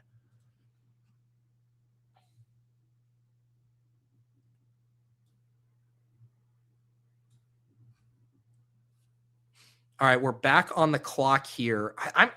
Are you guys clicking Dalton Kincaid right now? I don't think I can click Kincaid. I think I just might do the blind. Let's get the third quarterback. I guess Geno could be there. I could have taken Geno. That was a panic pick. I could have maybe sat and waited for Geno, but I just took CJ Stroud as my QB3 there. I'm so scarred.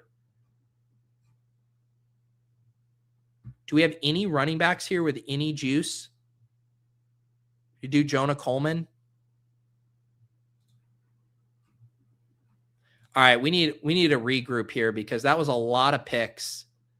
We have Joe Burrow and Jordan Love at quarterback. We have Jeremiah Love, Bashal Tootin, Jonah Coleman at running back. I really didn't know what to do there, but also feel the squeeze on running backs coming.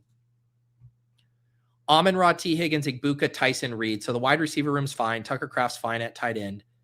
The other team, the panic pick was kind of Stroud at ADP, just getting that QB3. It's Hurts, Willis, Stroud. Stroud's unstacked, Willis unstacked. CMC, Barkley, Jadarian Price, Garrett Wilson, Devontae Smith, Carnell Tate, DK Metcalf, Xavier Worthy, Tucker Kraft. And now we are about to pick again here in the 12th. My guy, Michael Dubner, tagged me in the ship chasing channel this morning. He said his take is stacking is dead, and he showed me his stat tracker here. All right, we can do Jake Ferguson. Sure. Why not? Jake Ferguson falls, I don't know, a round and a half past ADP. Let's see. This was Michael Dubner from his actually, can I get this pulled up in here? These were his personal stat tracks here. So he has 41% naked quarterback in his drafts, 39% skinny stack, 11% double stack, 2% triple stack. I do think it makes sense, people using the drafting tools, getting pushed to a lot of 3 QB builds, just making sure that you don't get boxed out. And then you find yourself in that exact spot that I just did where I'm like, I guess I could wait on Geno Smith, but why don't I just lock up CJ Stroud instead and figure out the running backs and wide receivers later.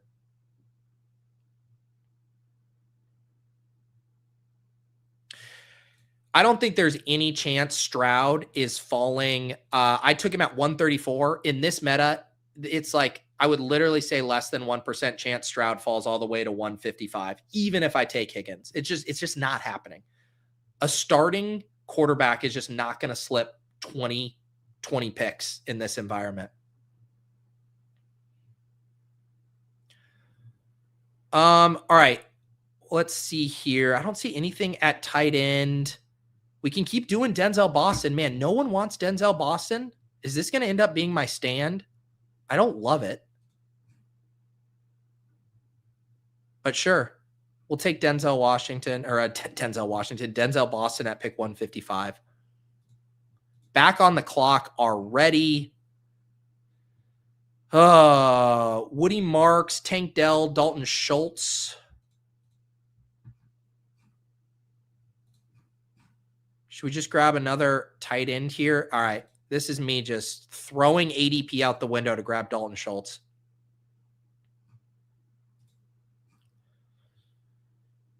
I haven't auto-drafted yet, but I'm feeling the heat. I'll try to do a recap of these teams in a second. We're 4 picks away over here on the Burrow Love team. Quarterbacks getting eaten up over here. Burrow Love. Brissett goes. This is the one I wish I had Garrett Wilson on because then I could just stack him up. Jordan Tyson to the Jets. I also need running backs still. All right, let's just keep blasting running backs. Mike Washington falls to pick 153 here. Sure. This team is flying so close to the sun. Jeremiah Love, Bailout, Tootin, Jonah Coleman, Mike Washington Jr.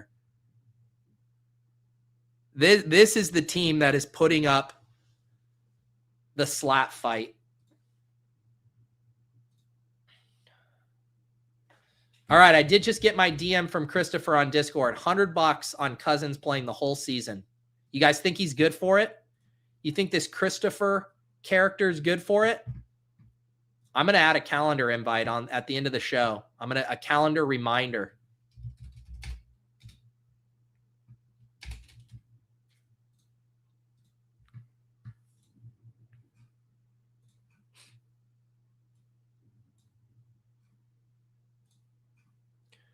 So someone took Geno after I did Mike Washington. So now I'm going to have to do crazy shit again at quarterback at the end if I want a QB3. I never seem to learn my lesson.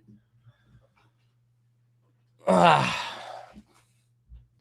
I need, all right, let's just lean into the bit. Emmett Johnson, come on down.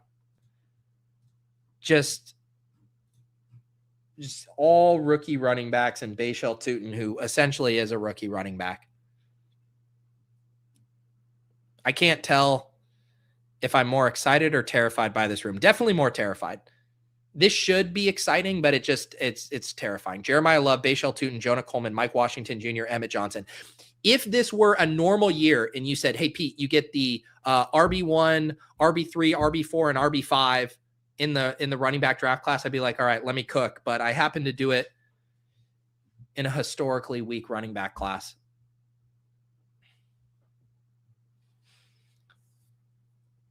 Who pays up first, Christopher or Wiley? Hopefully Christopher. I'm guessing that $100 represents a very small portion of Christopher's net worth, whereas Wiley betting $500,000 that he didn't have represented a large portion of his net worth. Ooh, this is such a good question, Eggers. Let's see if I can pull this. What college did Mike Washington go to, Pete? I have an answer in my head. And I don't know where I got it from.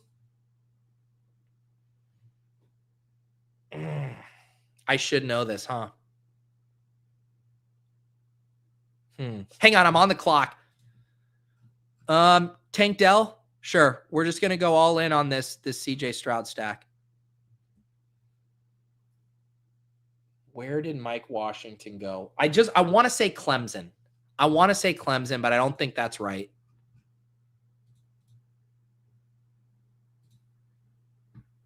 Let me go cheat.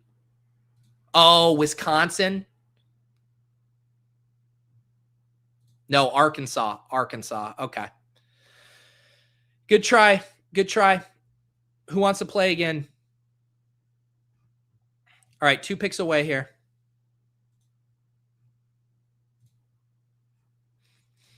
Yeah, what contest or college did he not go to?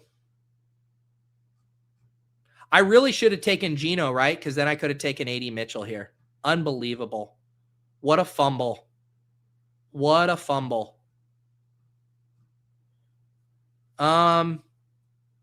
Let's just still take A.D. Mitchell. Why not?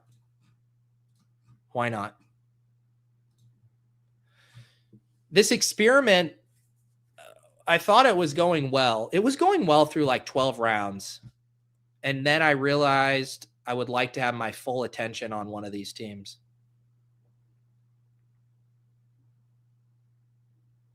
New Mexico State had Diego Pavia and Eli Stowers in the QB room. Eli Stowers in the QB room and Mike Washington in the running back room? Isn't Stowers a tight end? Am I going crazy?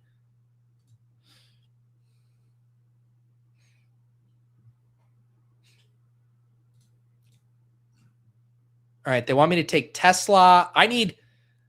Let's get an adult in the room, Tyjae Spears. I keep like round tripping my takes on Tyjae Spears.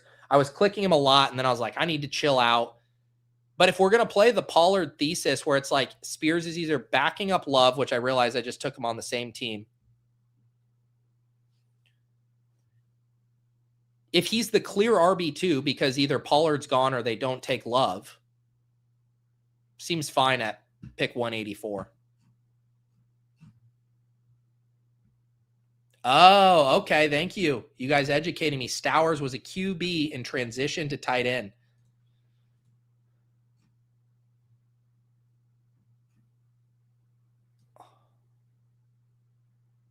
All right, pick 17 here. Don't do it, Patrick Barnes. I know you're using the solver too. No, he did it. You little, this dude, man. I was like, oh, I can take Wicks on a Jalen Hurts team. That'll be nice. Fucking A, man.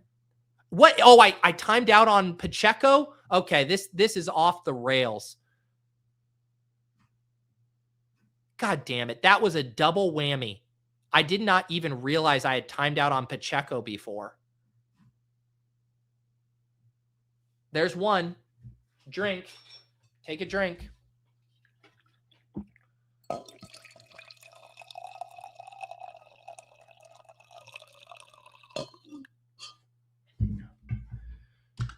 Ragnar, I've given the preface that I haven't done a million drafts a bunch of times. Everything, when I say a lot, it's all proportional to how many teams I've drafted. I am not trying to pretend like I have drafted a lot of teams. Let's do Katron Allen. 21% Katron Allen, 0% Alvin Kamara. Sounds about right.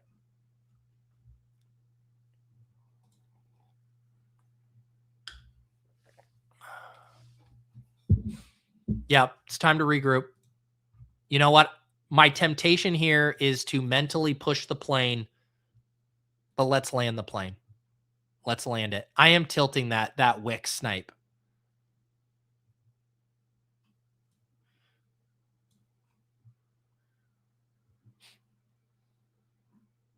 All right, Burrow and Love. This running back room is hysterical. Love, Tootin, Jonah Coleman, Mike Washington Jr., Emmett Johnson, Tyjae Spears. I guess it's time for some more wide receivers. I have way more Brazel than Jeremy Bernard. Let's take Jeremy. I can't believe what I'm going to have to do at quarterback here again.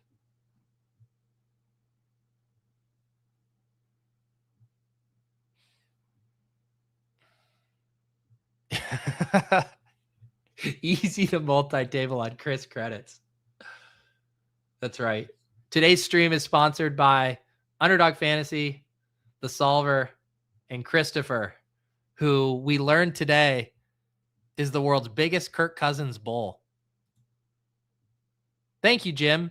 Jim says, I honestly appreciate that Pete hasn't done a ton of drafts so far. Need his youthful enthusiasm heading into BBM.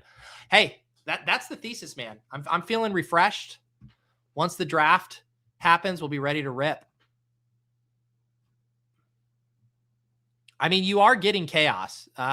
It took a second to hit, but we're here. How about, I feel like adding Kamara to this room is hilarious. Jeremiah, we added one adult. And when we talk about Kamara, I use that term very loosely. One adult to the room. Jeremiah Love, Tootin, Jonah Coleman, Mike Washington Jr., Emmett Johnson, Tyjae Spears, and Alvin Kamara. It really is that the clown and the soldier meme right there. But I don't know who's the clown and who are the soldiers. This other one's the 3582. This team is actually fine. This team's actually fine. We have two more picks. It's the Hurts, Willis, Stroud, CMC, Barkley, Jadarian Price, fucking Pacheco, Katron Allen, Garrett Wilson, Devontae Smith, Carnell Tate, DK Metcalf, Xavier Worthy, Denzel Boston, Tank Dell, Jeremy Bernard, Tucker Kraft, Dalton Schultz. I think I'd like another tight end. Yeah, all right. The solver mentions Dulcich. I have Malik Willis. Why not? Why not? Tucker Kraft, Dalton Schultz, Greg Dulcich. There you go.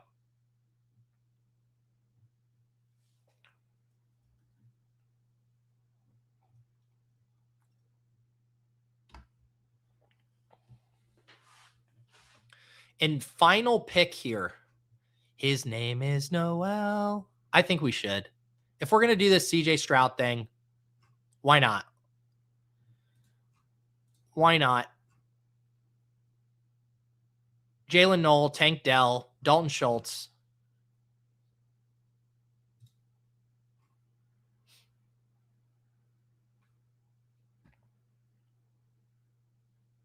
Can you be a chaperone if you're on the doorstep of retirement? You know what I think? You're right. It's not so much that he's going to be a chaperone. I think he's just going to have to share some words of wisdom. It's more like he's not driving them around. He's in a rocking chair on his front porch, just saying, back in my day.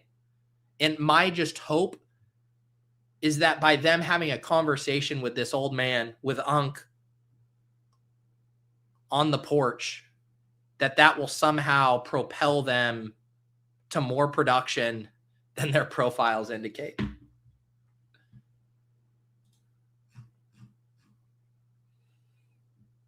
All right, 3 picks away over here. I have 2 more picks. This is a 2772.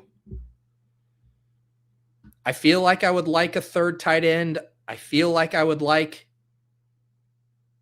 a third quarterback. Should we simp for Simpson?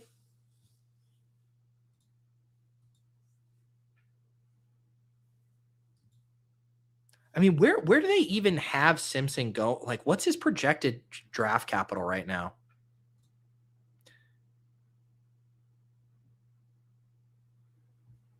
His profile screams solid day 2 prospect. All right, we're just going to take Simpson because he's at least a mystery box here.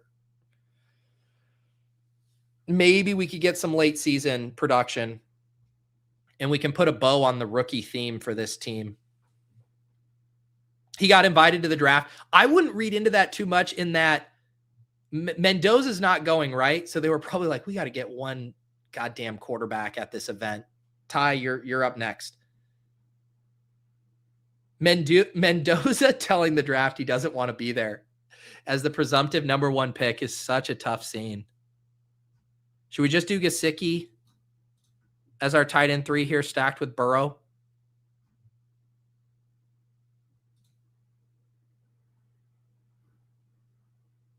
And then I will recap these teams and we can see how the experiment went.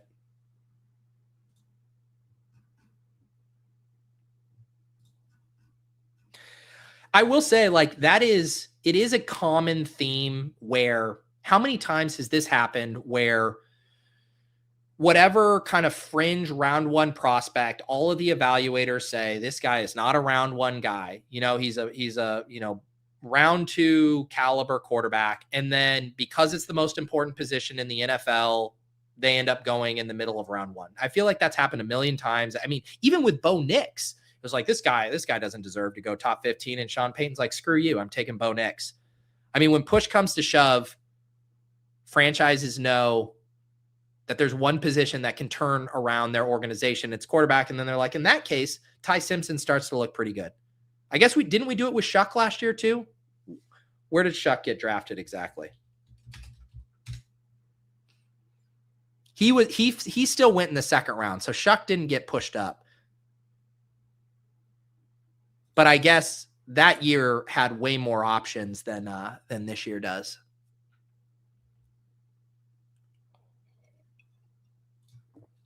Dane, I have not made any NFL draft bets yet. I should.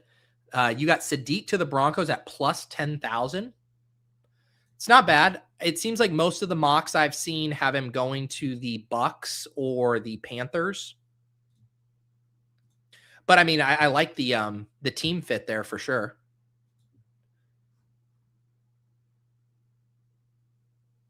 Yeah, Friedman has him to the Panthers here. I guess so. What do you think? You thinking the Broncos trade up to get him? I mean,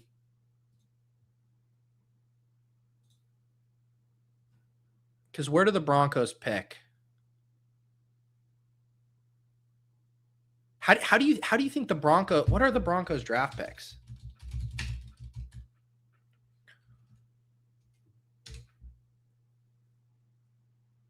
How are the Broncos getting Sadiq? Their first pick is round 2, pick 30. I don't think they have the ammo to trade up for a luxury pick after giving away their pick for Waddle.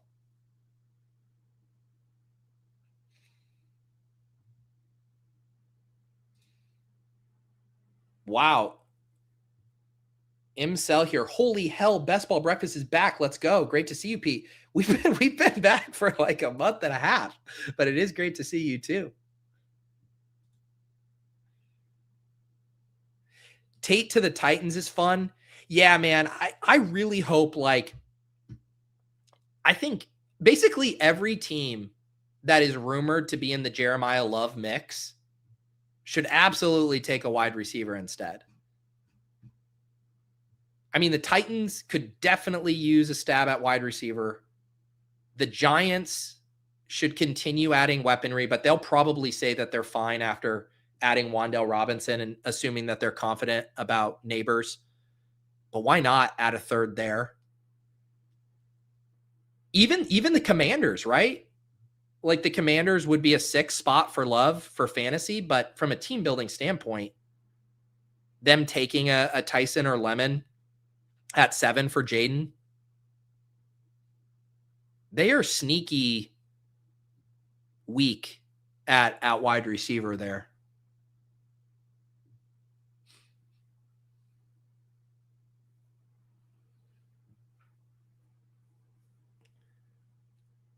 Yeah, everybody mocks Jeremiah Love to the Titans.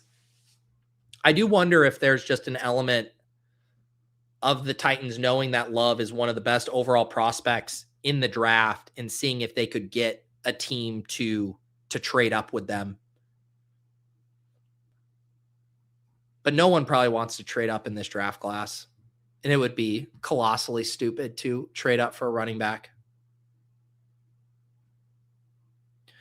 M. Stockton, are we expecting BBM to be live 2 weeks from this very moment? 2 weeks from this very moment? Yeah, for sure. Well, I shouldn't say for sure. I got to be careful. I believe last year, I know I went live for Best Ball Breakfast, and I want to say it dropped about an hour later than I started Best Ball Breakfast. I want to say it was like 11 a.m. Eastern. So yeah, I would say a very high likelihood 2 weeks from this very moment, we are live. A few years back, they dropped it on the Saturday night of the NFL draft.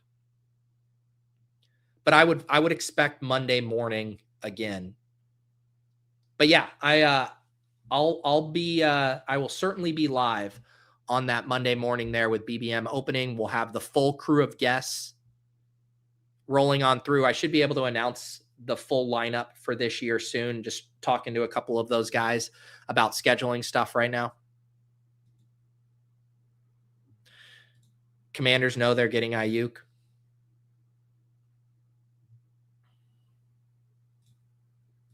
Yeah, sorry, that's what I meant. I was getting mixed up with my Titans and Giants, but yeah, Giants should definitely add someone.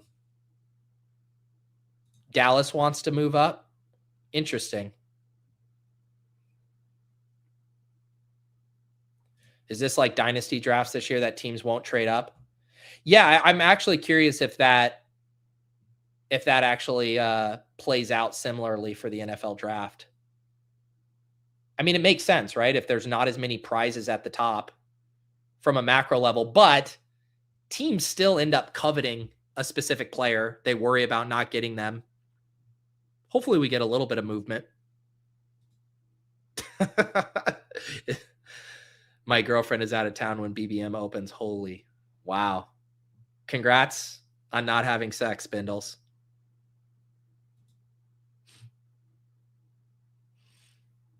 All right, let's see here. Do you want to do one more?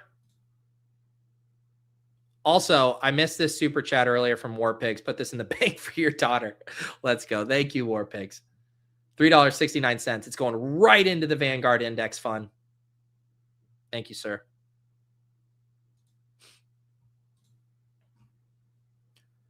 Let's see. Should we do one more? Let me look at my schedule right here. I got time for one more.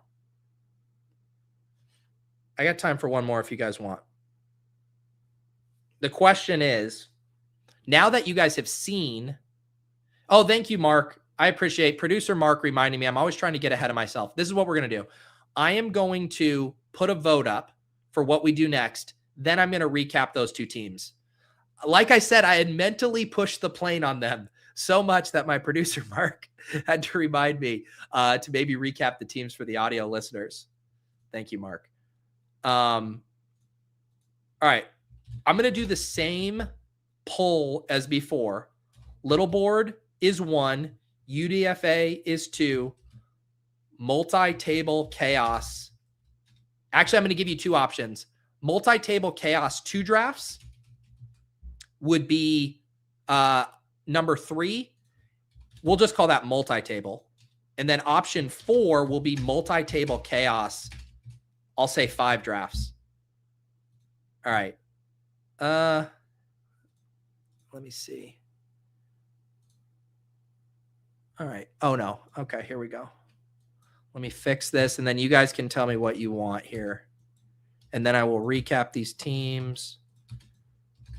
What do you want for final drafts? Okay, here we go. If you want just a solo little board, type 1 in the chat.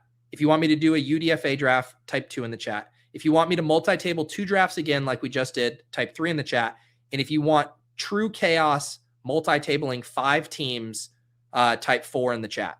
While those votes are tabulating, I am going to recap these final or these 2 little board teams I did concurrently.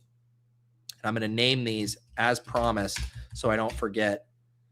BBB multi-table.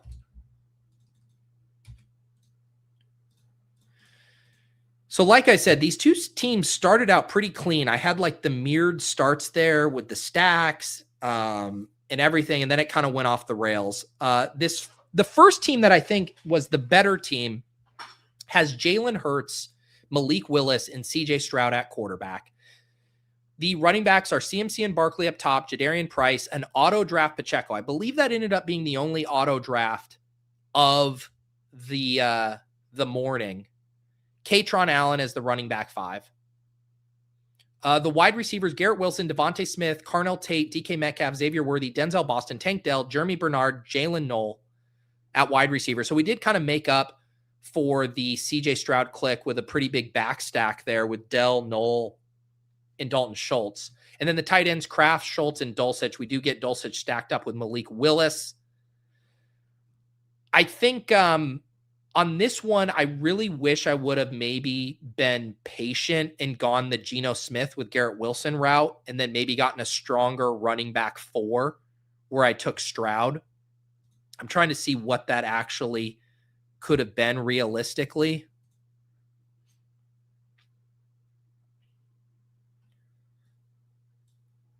I guess it would have been a Mike Washington, a Jonathan Brooks, a Jonah Coleman, and then Geno would have made it back to 155. So I think that would have been the play. Get another rookie running back flyer, push Stroud, then you take Geno,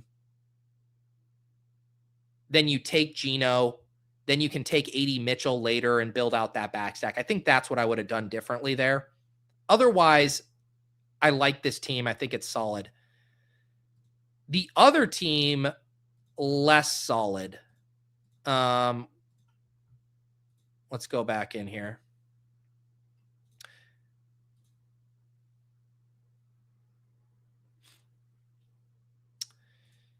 The other team is where we got shut out at quarterback. We drafted a shit ton of rookie running backs. Here it is. It's Joe Burrow, Jordan Love, and Ty Simpson.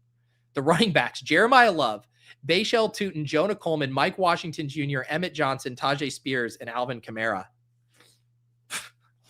What a running back group. Wide receivers, Amon-Ra, T. Higgins, Igbuka, Jordan Tyson, Jaden Reed, A.D. Mitchell, Jeremy Bernard. Tight ends, Tucker Kraft, Ferguson, Gesicki. I think the tight ends are fine. I like that double stack with Love. The Reed Kraft Love double stack is very fun. Gesicki, Higgins, Burrow is a solid. Bengals double stack. Wide receivers seem good. It's really this QB3 situation, which I can survive if Burrow and Love are healthy and top 12 quarterbacks. The running back room, it feels like a room that just crashes out in spectacular fashion by week 3, where you're getting like no points basically from any of these guys. And you look back and you say, what in God's name was I thinking on April 13th when I drafted this team? So those are the two little board, the first multi-table experience. And based on the votes here, you guys really want chaos. You want me to torch $15 here with multi-table chaos, which is the runaway victor of this poll. 58% of you want multi-table chaos. Only 3% of you want me to run back the 2 table. 16% of you are like, please, Peter, UDFA 2. Sorry. And then 23% of you were like, just chill, Pete, just do another little board solo. But the people have spoken. Multi-table chaos is the victor here. And that is exactly what we're going to do. So if you have little board bullets, I am in the next 5 of these bad boys. The next 5. And we are going to have to get our tabs in order. We also need a fresh number on we need a fresh number for the over-under on auto drafts.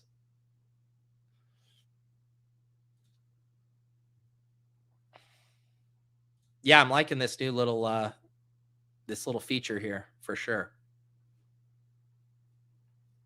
All right, you know what? Rickadoodle says you're halfway to multi-table best ball bash. Maybe I will max the little board. Maybe I will. They said it wasn't possible.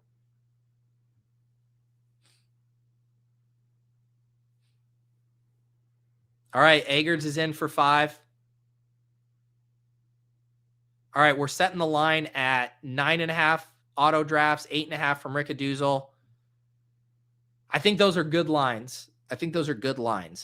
You know, I could optimize for no auto drafts, right? Like I could just say, I'm going to go into each one, click top ADP or click top recommendation or whatever, and probably not auto draft, but my goal is to draft good teams. And because of that, what will happen is I will be staring at one team or discussing one team for too long, and then I will inevitably time out.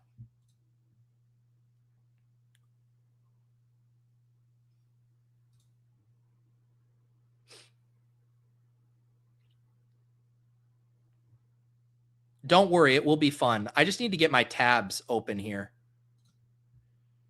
All right, there's one. 2 picks away there. Here's 2. Have we filled all of these? No, we need to fill these. So we're actually gonna get to ease into this.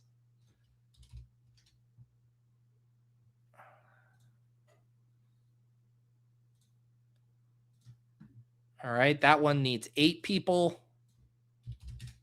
All right, we're on the clock already. Jamar Chase, come on down. CeeDee Lamb, come on down. All right, 10 of 12 in draft 3, 4 of 12 in draft 4, 3 of 12 in this draft.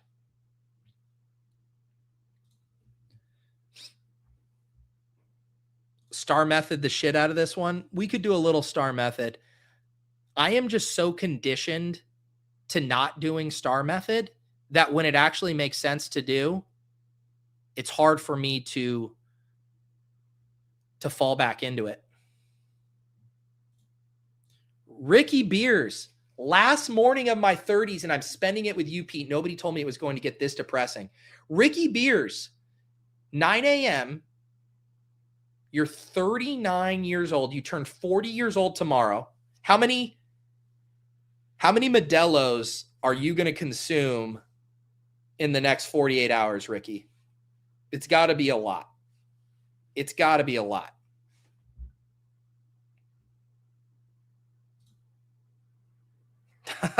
I forgot about Sweetleaf.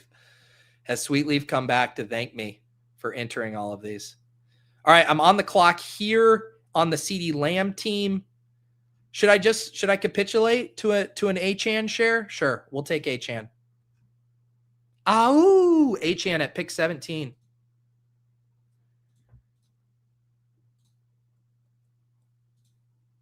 Here we go. I'm going to actually ask you guys, should I star method? Yes or no? Type 1 if you want me to star method in this draft, which is obviously going to reduce the amount of chaos, or 2 for no star method. I will bend to the will of the people. We still need 4 people for little board draft number 4 and 9 people for little board draft number 5.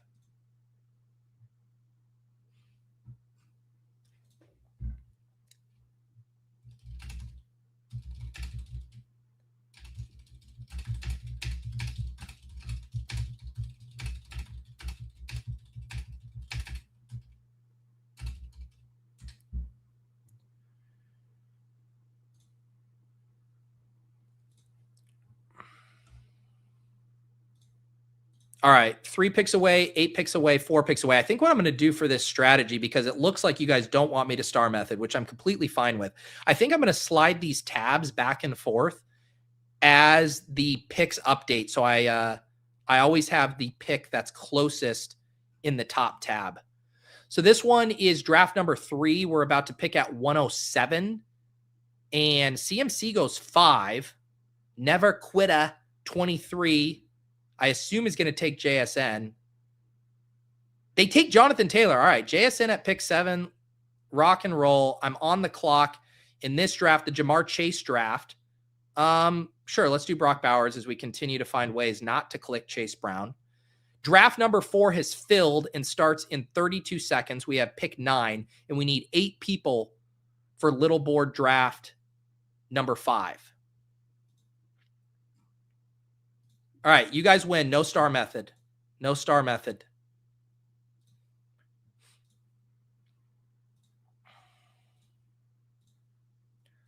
Two picks away here. This is an Achane CeeDee Lamb team. Oh, no, I got to go to the 1 pick away. The Chase Brock Bowers team. I would actually love, I have not been able to click George Pickens. I like George Pickens. I think he's a good pick, and he finally lands on one of my teams. I get him at pick 27 here. Jamar Chase, George Pickens, Brock Bowers. Need 7 people for the final little board draft. If you're just tuning in, if you're one of the 265 people watching, first off, hit the like button. We don't know if it does anything, but might as well just hit it to be safe. We are multi-tabling 5 little board drafts per the will of the people. I'm going to take Breece Hall here. Solver likes the wide receivers, but let's go Achane and Breece Hall. Let's party like it's 2024.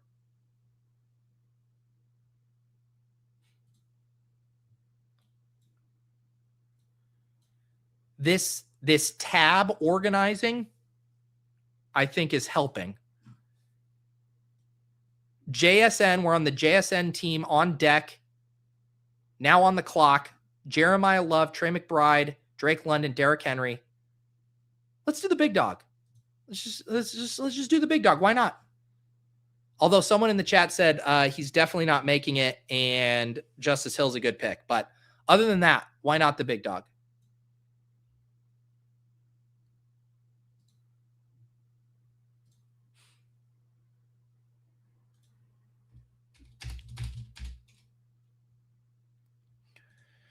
All right. We're 1 pick away in 2 drafts. We need 4 more people for the final little board draft. We are on the clock on the Achane, Breece Hall, CeeDee Lamb team. I mean, we've been talking up Devontae Smith all morning. Devontae Smith at pick 41. Come on down.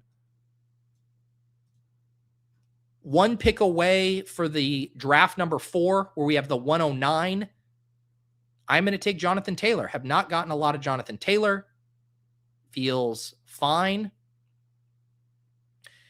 Yeah, go AZ Cards. New coffee pour background. Like I said, my guy Zach Lenars and Chris helped me get the stream refresh here, looking nice and fresh.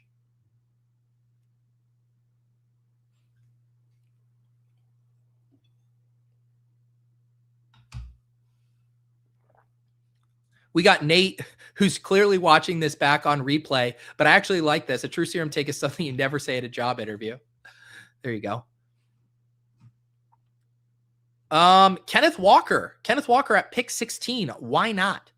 I do really think Kenneth Walker is going to be one of those guys with, like, you can already see it with Fantasy Life full season projections.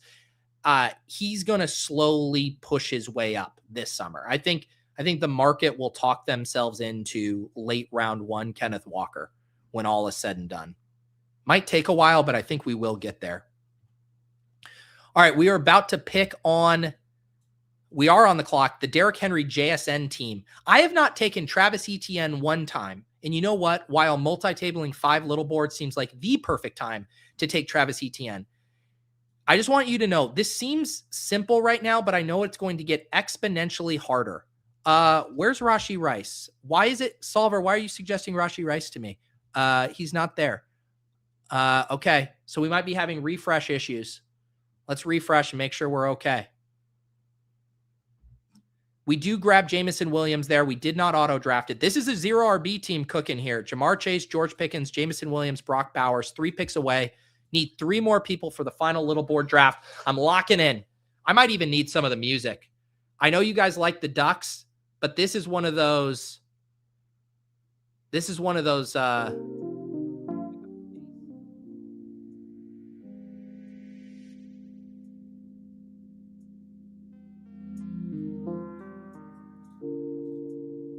No, that's not it. Is it this one? Yeah, this is the one. This is the music that we played during the world's fastest slow draft. All right, back on the clock. This is the 0 RB team. We're going to keep it that way. Should we rock some DJ Moore? We could do some Terry McLaurin. I have equal amounts of both. Let's do DJ Moore. All right, one more person for the final little board, and then we will be truly multi-tabling 5. On the clock here, let's do Christian Watson. I haven't done him in a hot minute. Carnell Tate's here as well, Judkin Scatabo, but we have Achane and Breece Hall. Let's sidestep those year 2 guys here. Next pick is going to be on the Derrick Henry, Travis Etienne, JSN team.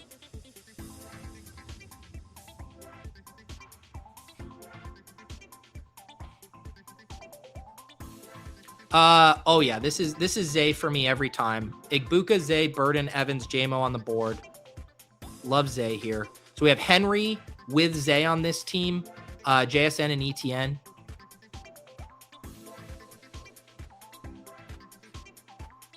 I'm telling you that, Sweet Leaf, this is for you, right? You were shaming me.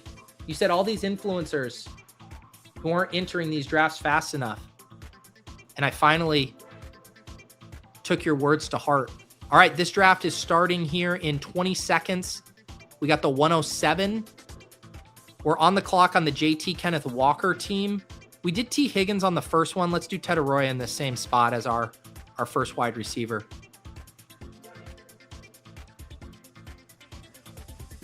Zero RB wagon at 3-4. What do we have? We have an HM Brees Hall team, a JT Kenneth Walker team, a Henry ETN team, and then the 1-0 RB team. HM Brees Hall team, Scatterbo's here. Let's keep doing. I'm just going to keep doing Hurts with Devontae. Hurts probably not coming back to pick 80. So yeah, let's grab Hurts here. Just a few picks ahead of ADP.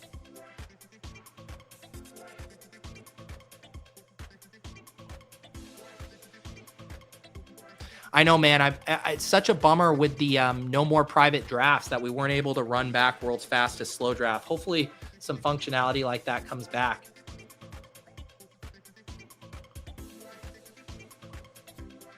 All right. I'm still taking Zay over Lad. We're going to do that here.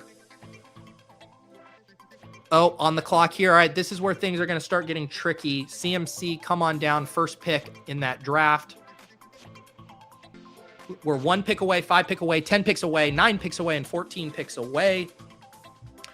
On deck here, Derrick Henry, Travis Etienne, JSN, Zay Flowers, starting to feel anxious. Rome, Carnell Tate, and Judkins. I have not done much Rome. I also haven't done that much Tate. Sure, we'll take the Solver's lean here, and we'll get a Roma Dunze share. I don't like the little board getting filled. You can blame this guy who's doing 5 at once. I'm finally doing my part. The little board with $100,000 up top, 189,000 entrants. We're 66.8% full. 2 picks away on the 0 RB squad.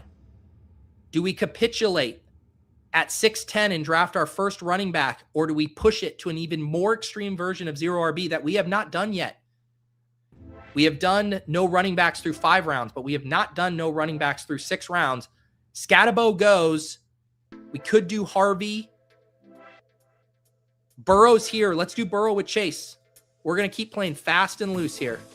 No running backs through 6 rounds.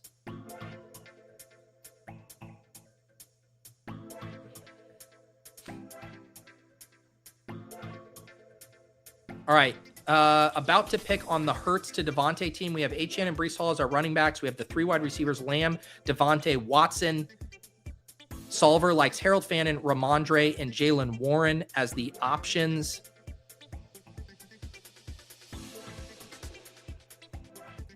I think we could pass on quarterback. I do like Addison a lot. I haven't done Fannin in a hot minute. It's been a while since we've gotten our duck-footed king. Let's take Fannin. Oh my God, we're on the clock on 3 other drafts. We do need running backs. This is the 0 RB team. We're going to take Ramondre Stevenson as our first pick. This is the CMC team. Sure, let's go CMC and Jeremiah Love to start. Back on the clock over here, Derrick Henry, ETN, JSN, Zay Flowers, and Rome. Sure, let's get a 3rd running back. We'll get DeAndre Swift. He falls 6 picks past ADP. All right, we're cooking. We're cooking. Things are getting more difficult, but we're still okay. The tricky part is going to be that quarterback range where we're trying to stack. We're trying to not get shut out at quarterback, and the picks are going to be flying fast and loose. Joshua says, can you do a no QB team? None before round 12. I feel like I accidentally do that every other draft. Ager's phone's going to explode. He's doing 5 right now. Bry Square, pretty cool to see you in my draft. Which one, bro? I'm in 5. One pick away here on the JT Ken Walker, Teteroy McMillan, and Zay Flowers team. Back on the clock. Look. Consigliere said it's off the rails, taking Rome over Tate. What if I take Tate over Rome? Look at this man. Balancing his exposures in real time. One pick away on the Hurts Devontae Smith team. We are on the clock. I have not taken Jalen Warren in a while. He's available here at pick 89. 9 picks past ADP. Ooh.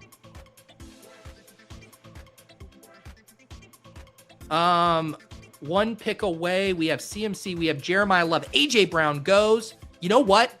I know Joshua wants me to do no quarterbacks. I have not taken Josh Allen once. Let's see what a Josh Allen team looks like. Let's fuck around and see what a Josh Allen team looks like. I don't love it, but I'm multi-tabling 5 teams. Who cares? Who cares? Our next pick is on a 3 running back, 3 wide receiver team. Derrick Henry, Travis Etienne, and DeAndre Swift. Holy boomer. Running backs, JSN, Zay Flowers, and Rome. What can we do here? There's no Lamar. There's no Caleb Williams. Probably taking a wide receiver. We could do like a back stack setup here. Cowboys aren't fun to back stack. Should I give in to Big Parker Washington? Sure. Sure, Big Parker Washington. Yeah, I'll give you my thoughts on the fertilizer crisis in 1 second. Let's see. Cam Scatabo at this price? Sure. Cam's fallen from pick 57 to 64. Seems fine. Seems fine. 2 picks away on the Burrow to Jamar Chase. This is the 0 RB team where we only have Ramondre as our first running back. Let's see here. Come on, Eggers. I know you're on your phone. Pick it up, buddy. Pick up the pace. Is there any quarterback stacking stuff I need to do here? Dak is gone with Pickens. Goff is still there in a bit. We need running backs. Dobbins goes, so we're going to grab Corum here. We need Corum. It's been a while since I've been able to get Corum. We're over to the Jalen Hurts team. Hurts, Devontae. We got CeeDee Lamb. We got Achane, Breece Hall, Jalen Warren, Christian Watson, Harold Fannin. 1 pick away. We'll see what Haterade does. I know what I'm doing, and that is locking up my QB2 here in Jordan Love. Haterade, make the pick. Come on. I got a lot to do. I got places to be. Jordan Love stacked up. Boom. On the clock here on the Josh Allen team. Josh Allen. Let's see. Big Buka. Let's do Mike Evans. We have CMC. Let's set this up as a 49ers team. That team is now 12 picks away. We are on the clock here on the 0 RB team. It wants me to take Pollard. That seems fine, although I refuse to get shut out at quarterback. See, I'm learning. Goff to JMO. On the clock over here. Geez. We need quarterbacks here. Patrick Mahomes, Parker Washington. Oh, shit. I'm panicking. I'm just taking Jacoby Myers. There's Trevor Lawrence isn't even available. We didn't time out, but that was not a great pick. I am now starting to get panicked a little bit here. Jalen Hurts, Jordan Love team has Achane, Breece Hall, Jalen Warren. It has CeeDee Lamb, Devontae, and Christian Watson. It has Harold Fannin. This is a balanced team. Do we want to do like a Pollard or Gainwell? We do need wide receivers as well. This is probably the spot to take a wide receiver. I love Worthy. I don't have a ton of Josh Downs. I want more Josh Downs. I like Downs. Let's do Josh Downs here. This is stressful. All right, 3 picks away on the team with 3 running backs and 3 wide receivers. Jonathan Taylor, Kenneth Walker, Cam Scatabo, Teteroy McMillan, Zay Flowers, Carnell Tate.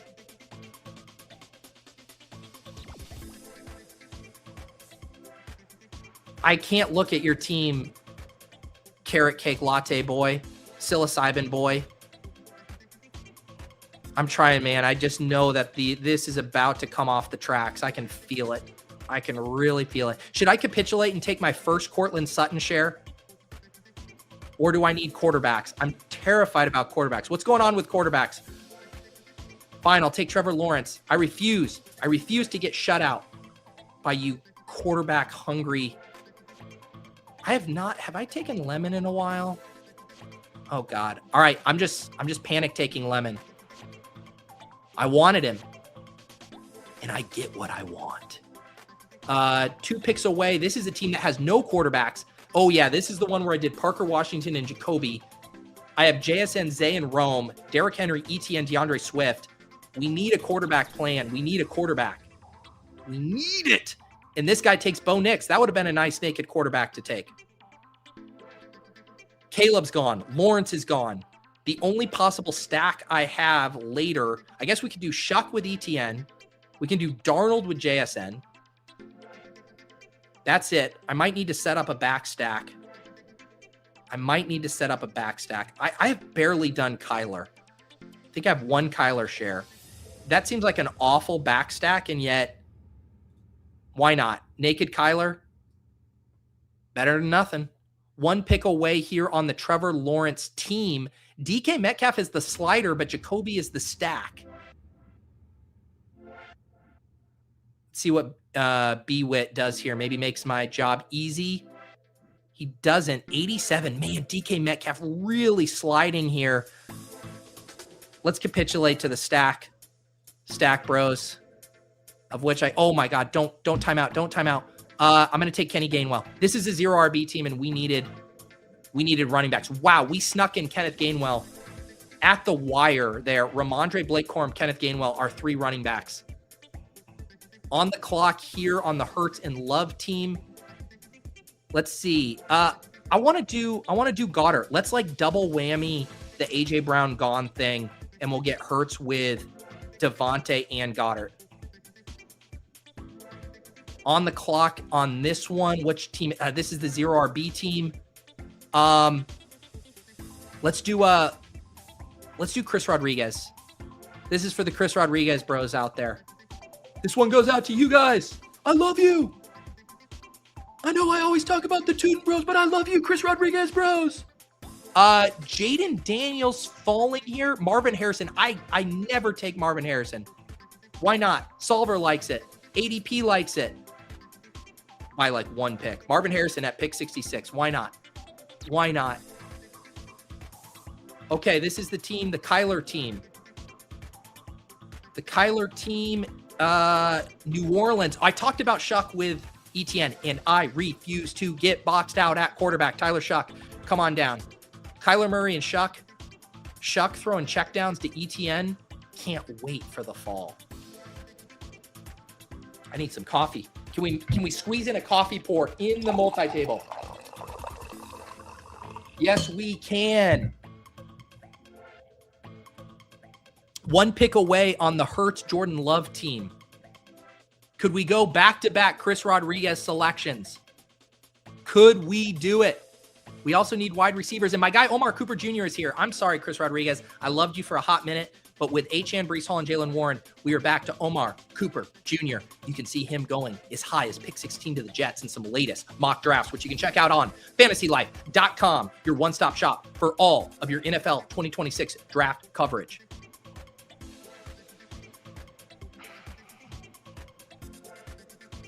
Man, this is kind of boring.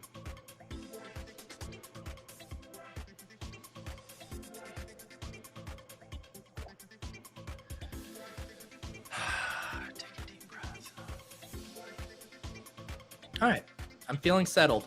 Let's check in on the Josh Allen team. We have Josh Allen, CMC, Jeremiah Love, Mike Evans, Akai Lemon, and Marvin Harrison. We could do the Michael Wilson thing here. Split the difference. Or just take both. All right, Michael Wilson there. 2 Arizona Cardinals. I guess we could do the Brissett thing later. Okay, this is the team. This is the Lawrence to Jacoby Myers team. We have 3 running backs, no tight ends yet. Could be Laporta or Pittman. Let's do Laporta. I do like a bunch of wide receivers coming up, so I feel like I don't need to do Pittman. I just took Jacoby Myers, which is basically a different version of Michael Pittman. All right, 1 pick away on the Kyler Murray, naked Kyler Murray team, the Tyler Shuck Oronde Gadsden. How have I not taken Oronde Gadsden once yet? I say we do it. Gadsden, come on down. Pick 127, Gadsden. Dare I? Ow! Aren't you worried about Charlie Kolar, bro? Not right now, I'm not. I got other things to worry about. Can't be worrying about a run-blocking tight end right now, especially one whose offensive coordinator is Mike McDaniel. He'll figure it out. Oh, boy. Okay, Joe Burrow, Jared Goff team. This is the 0 RB team. This might be last call for a quarterback. Last call for a quarterback here. What do we want to do? A backstack with Cam Ward, with Indiana Jones, with Bryce Young? I feel like I want... Let's do some Cam Ward. There's a lot of late stacks I can do with Cam Ward. This is the 0 RB team. So we have Burrow, Goff, and Ward now. The running backs Ramondre, Blake Corum, Gainwell, and Rodriguez. Just the 4 wide receivers at top, which is fine. Chase, Pickens, J-Mo, DJ Moore, and Brock Bowers. On the clock on the Lawrence team, I don't want to mess around with this quarterback stuff. I like Jordan Love. Can we do backstack Jordan Love stuff? We're going to take Jordan Love at pick 112. 15 seconds left on the clock on the 0 RB team. Diggs, Jennings, Ayuk. I don't think I've taken Ayuk yet. Is Ayuk going to be a thing? All right, we're going to take Ayuk. That was close. Ricky Pearsall here. Why does Ricky Pearsall keep falling? This is my CMC Mike Evans Pearsall team. So that makes a ton of sense, although I probably should have taken Purdy first. But have I cornered the market on... Oh, shit. 4 seconds left. Ja'Cory Krosky, Merritt. Sure, come on down. 5 seconds left. Brock Purdy, where are you? It's suggesting... Why is it suggesting Brock Purdy? Kenyon Sadiq. We're going to do Kenyon Sadiq at pick 138. The solver hadn't updated yet. We still have not auto-drafted, but that was a really sketchy stretch. We are using the help of the solver, which you can get 20% off with promo code Pete.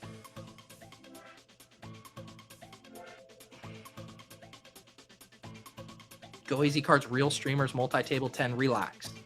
Relax. On a Bowers team, you skip on the chance to double down on your Kirk bet and draft Mendoza. That's a good point.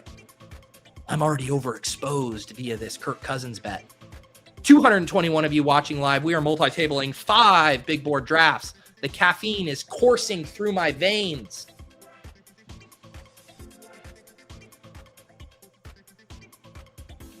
Harold Fannin, Dallas Goedert. This is the problem, is you get in these pockets of the draft where you have a lot of time off and then all of the picks come at the same time. Let's see here. What pick do we want to make? Travis Hunter. Yeah, screw all of you guys. Go ahead. Keep drafting Jalen Naylor because you are, sure he plays wide receiver. I'll take Travis Hunter. But Peter, he's a defensive back. Yes, Brock Purdy comes back on this mega Niner stack. Let's go. Brock Purdy, CMC, Mike Evans, Ricky Pearsall. Beautiful.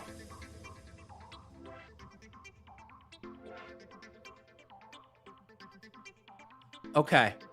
This is the Trevor Lawrence, Jordan Love team. I took Jordan Love naked. The one suggestion I just can't bring myself to is Dalton Kincaid. I mean, didn't they say he's still not fully healthy right now, or they're going to limit him in this offseason program? I can't. 3 picks away here. Trevor Lawrence, Jordan Love, JT, Kenneth Walker, Cam Scatabo, Tedaroy McMillan, Zay Flowers, Carnell Tate, Jacoby Myers, and Sam Laporta. This feels like a good wide receiver range. Kelsey could also be an option. Let's do Jaden Higgins. Jaden Higgins, 5 picks past ADP, gives us that 5th wide receiver, could potentially stack him with Stroud. We also have the Bryce Young stack with Ted Arroyo as a possibility on this team to be our 3rd quarterback. We're 1 pick away on the Kyler Murray, Tyler Shuck. I have not seen this team in ages. What do we want to do here? The solver likes Brock Purdy. Why? No, solver, Brock Purdy's gone. I need to refresh this one. I'm going to take Denzel Boston. That's just like my default. 8 seconds left here. Man, those guys were telling me. I was with Team Davis. Wait, where's Ridley? This is the first time I've taken Calvin Ridley, but I guess I'll do it on the Cam Ward. We had a debate about this on Ship Chasing last week. I don't like the Ridley stuff, but I just panicked and gave in there. I am not going to panic and give in on Dalton Kincaid, though. I'm going to take Brenton Strange. I know it's past or early, but I'm just doing it because I'm trying not to time out. All right, the 0 RB team needs running backs. Can you believe that, folks? Can you believe a team where you ignored running back through 6 rounds needs running back? But Emmett Johnson is here. Emmett Johnson is here. Beautiful RB5 on a 0 RB team. But we are back on the clock. There is no rest for the weary. This is the Josh Allen, Brock Purdy team. What do we need? What do we need? What do we need? Xavier Worthy. I like Xavier. KC Concepcion. We haven't taken KC in a hot minute. KC Concepcion, come on down. We are going to need some running backs and some tight ends, though. Eventually, we are back on the clock on the Hurts Jordan Love team. It's suggesting Adonai Mitchell. Let's do Geno Smith here. See if we can get Adonai Mitchell coming back. I don't even know if that is going to be a possibility, but we will give it a shot. Geno Smith, QB3. I refuse to get boxed out at quarterback. A couple of the hot takes in the submissions were that Geno isn't going to be as bad as everyone expects, that he is actually going to be a significant upgrade for the Jets offense. I am drinking that Kool-Aid as of that selection. Tyler Shuck. This is a Tyler Shuck team. Mendoza goes. Should I stack up Tyler Shuck with Jawan Johnson as my tight end 3? Why not? Why not? I do need more running backs here, but let's grab Jawan Johnson. Win in Rome, win in Shuck. You take Jawan Johnson. I know Charlie does it. That's his favorite move. You take naked Shuck, and then you get the ultimate prize, Jawan Johnson.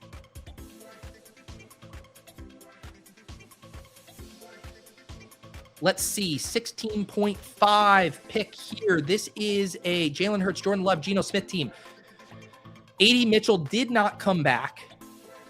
The running backs are Achane, Breece Hall, Jalen Warren, and Bill. Tank Dell, Tyjae Spears, and DK are the suggestions here. I guess we can do Spears again. On the clock, 6 seconds over here. This is the Josh Allen, Brock Purdy. I'm capitulating. I have Josh Allen. I have no tight ends. Dalton Kincaid at ADP, fine. I capitulated. I just talked about how I hate the pick, but win in Rome with Josh Allen. 4 picks away on the Trevor Lawrence to Jacoby team, the naked Jordan Love team. So I have options at quarterback here. I told you guys I was not going to star method, but I am in a star method here, if you'll allow me. CJ Stroud and Bryce Young. 2 picks, 4 picks, 6 picks, 7 picks, 12 picks, best ball breakfast, 5 drafts at once. We are going to get one of CJ Stroud or Bryce Young. What do we prefer? CJ Stroud with Jaden Higgins or Bryce Young with our first wide receiver selection? We have the options. Let's play the better ADP value in CJ Stroud. CJ Stroud at pick 153, almost 20 picks past ADP. Dare I say it? Ooh. All right, 0 RB team that is good at quarterback. It has Burrow, Goff, and Cam Ward now. The running backs are Ramondre, Blake Corum, Kenneth Gainwell, Chris Rodriguez, Emmett Johnson. That Emmett Johnson pick felt very nice. I don't want to take. What should I do? Is this just the Tyjae Spears stream? No, let's do Katron Allen. This team needs some rookie juice late. We got Emmett, we got Katron. Okay. Back on the clock here. This is the Kyler Murray and Shuck team. Are there any quarterbacks I need to be paying attention to? I'm just taking Aaron Rodgers. I don't love it, but I said I refuse to get shut out at quarterback. We're going to take Aaron Rodgers. We'll figure it out later. That one's for you, Megan. This is the Josh Allen, Brock Purdy team. Only 2 running backs, Christian McCaffrey, Jeremiah Love. Aaron Jones, the ADP faller by 7 picks. We need a running back. Come on down, Aaron Jones. 18 seconds on the clock. The Lawrence Love Stroud team, Travis Hunter. That's what we're talking about, baby. Trevor Lawrence, Jacoby Myers, Travis Hunter, and Brenton Strange. Peter, didn't you see the report from Rappaport? He's not going to play wide receiver. 3 more picks here.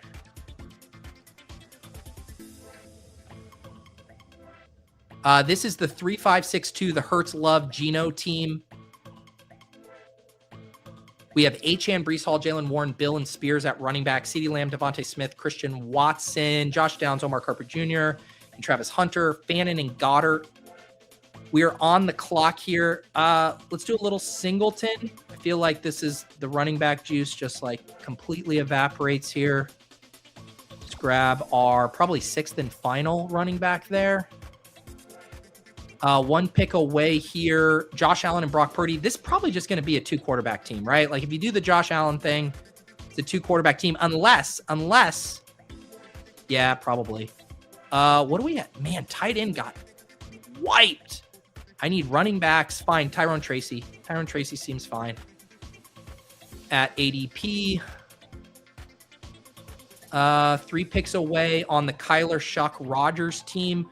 This one also has Gadsden, Sadiq, and Jawan Johnson. We need running backs here. Derrick Henry, Etienne, and Swift. I guess those 3 up top are fine, but we need bodies.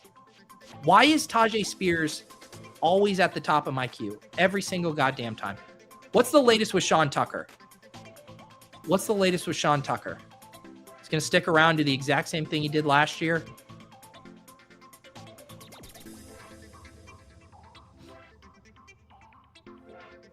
One, 3, 8, 8, 8. Oh my God. Tank Dell goes. Spears goes. Let's just keep doing rookies. Nicholas Singleton, don't get bored. Don't get bored. It's okay to draft the same guys over and over again. Just draft the best plays, Pete. Just draft the best plays. 3 more picks on this Jalen Hurts, Jordan Love, Geno Smith team. We have Achane. Oh, I just realized we have Breece Hall on the Geno Smith team. Mwah. Jalen Warren, Bill, Spears, Singleton. We need a wide receiver, a tight end here. Hurts, Love, Geno. Should we do a David Njoku? Should we do a David Njoku, folks? Ladies and gentlemen, how do we feel about David Njoku? We'll take the solver's suggestion there. Now have 3 quarterbacks, 3 tight ends, 6 running backs, and 6 wide receivers. We can probably take 2 more wide receiver darts to finish that one out. On this team, this is the Lawrence Love Stroud team. Only 3 running backs here. Taylor, Walker, Scatabo, but 3 picks in the top 64. McMillan, Zay, Carnell Tate, Jacoby, Higgins, Hunter, Laporta, and Strange. This feels like a wide receiver selection. Actually, it feels like a running back selection. How many times can I select Tyjae Spears? Good God almighty. He's going to end up being my most drafted running back. Why? Let's just do Singleton. I mean, on the clock on the Allen Purdy team, we need tight ends. We need wide receivers. I am not taking Deebo Samuel. Emmett Johnson. There he is. Emmett Johnson works well on the CMC Love, Aaron Jones, Tracy build. Oh, shit. 3 seconds on the clock. Branch, can I get it in? Is this our first auto draft? No. What did I time out? Fucking Ryan Flournoy? God damn it. But put on auto draft? No. 4 seconds remaining on this one. What in God's name is going on? DK? Did I get him in? God damn it, Kamara. This is falling apart. 14 seconds. Who do I need here? Branch. That's who I was trying to get before. God damn it. We were doing so good and it all fell apart. What in God's name happened? 3, 4, 6, 2. This team has so many more picks left to make.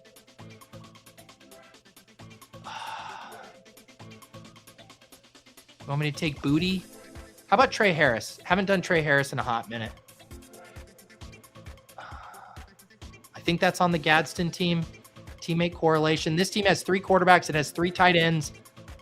Are we about to be done with one of these? No, this is pick 19. Savion Williams is getting suggested to me. I haven't seen that name in ages. We can take Pat Bryant, though. On the clock here, 13 seconds. This is the Josh Allen, Brock Purdy team. I am not taking Deebo Samuel. Get out of here. I need a tight end. Dalton Schultz, always there for me. Whenever I need him, Dalton Schultz is there. Jalen Hurts, Jordan Love, Geno Smith, H.M. Brees Hall, Jalen Warren, Bill, Spears, Singleton. This team just needs one more wide receiver to finish it off. Can I get Vele on the team where I have Shuck? I'm sorry, I'm doing a little starring, even though you guys voted against it. Who should be Mr. Irrelevant here for me? Pick 20 on the Hurts, Love, Smith team. I assume Wicks is long gone. Yeah, he's long gone. I don't know. Maybe I'll take Savion Williams. Why not? Why not? There's also some of these rookies in here, but sure. Savion Williams. Sure. Devon Vele here. Yeah, I mean, if I'm going to do the Shuck thing, I got to do the Charlie. I did the Charlie. Tyler Shuck, ETN, Vele, Jawan Johnson. On the clock here. Yeah, we're going to do the Savion. Final pick here. 3 quarterbacks, 6 running backs, 8 wide receivers, 3 tight ends. We will review that in a second. We need to land these planes. Not only are we live, Crutches, but we are multi-tabling 5 teams. We're down to 4 now because 1 just finished. I am immune to your criticisms. I don't even know which picks you are talking about. I am making too many picks to even know what you are criticizing.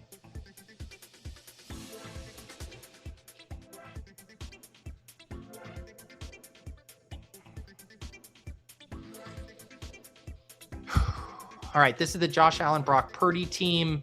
CMC, Jeremiah Love, Aaron Jones, Tyrone Tracy, Emmett Johnson. This team needs more wide receivers, I think. Mike Evans, Lemon, Harrison, Wilson, Pearsall, KC Concepcion, Kincaid, Schultz.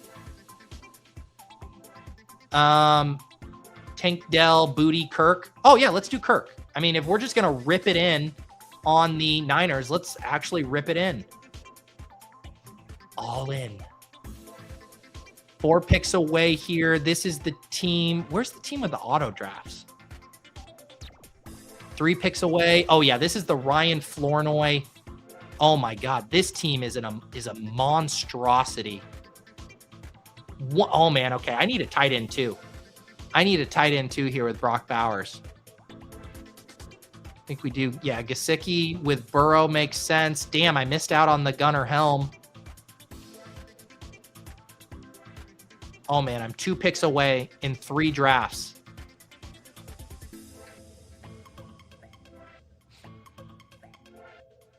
It's so funny because I don't have my headphones on, and so I don't have my external speaker on that loud.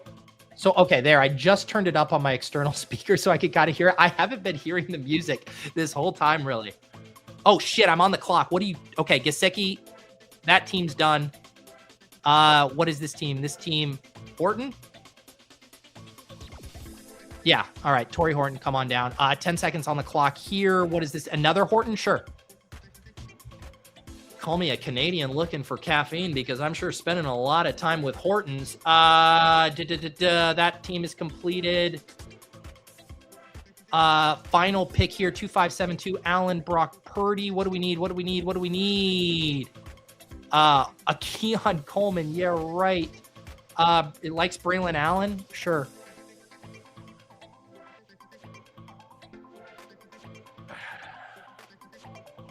Get out of here with this Kirk Cousins bullshit. Is 38% Flournoy good? I hope so because I just got my first share accidentally. Someone direct me to where the Flournoy stuff is coming from. I need to read some hype.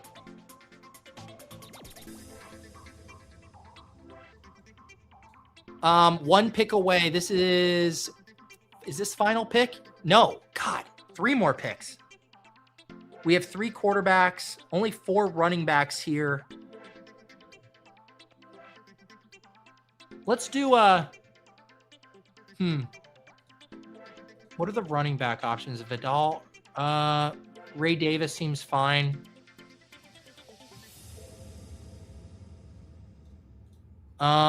This is the final pick here, right? Yes. This is the Shuck, Kyler, Aaron Rodgers team. Derrick Henry, ETN, Swift, Singleton, Kamara. Oh, is this where I auto-drafted Kamara?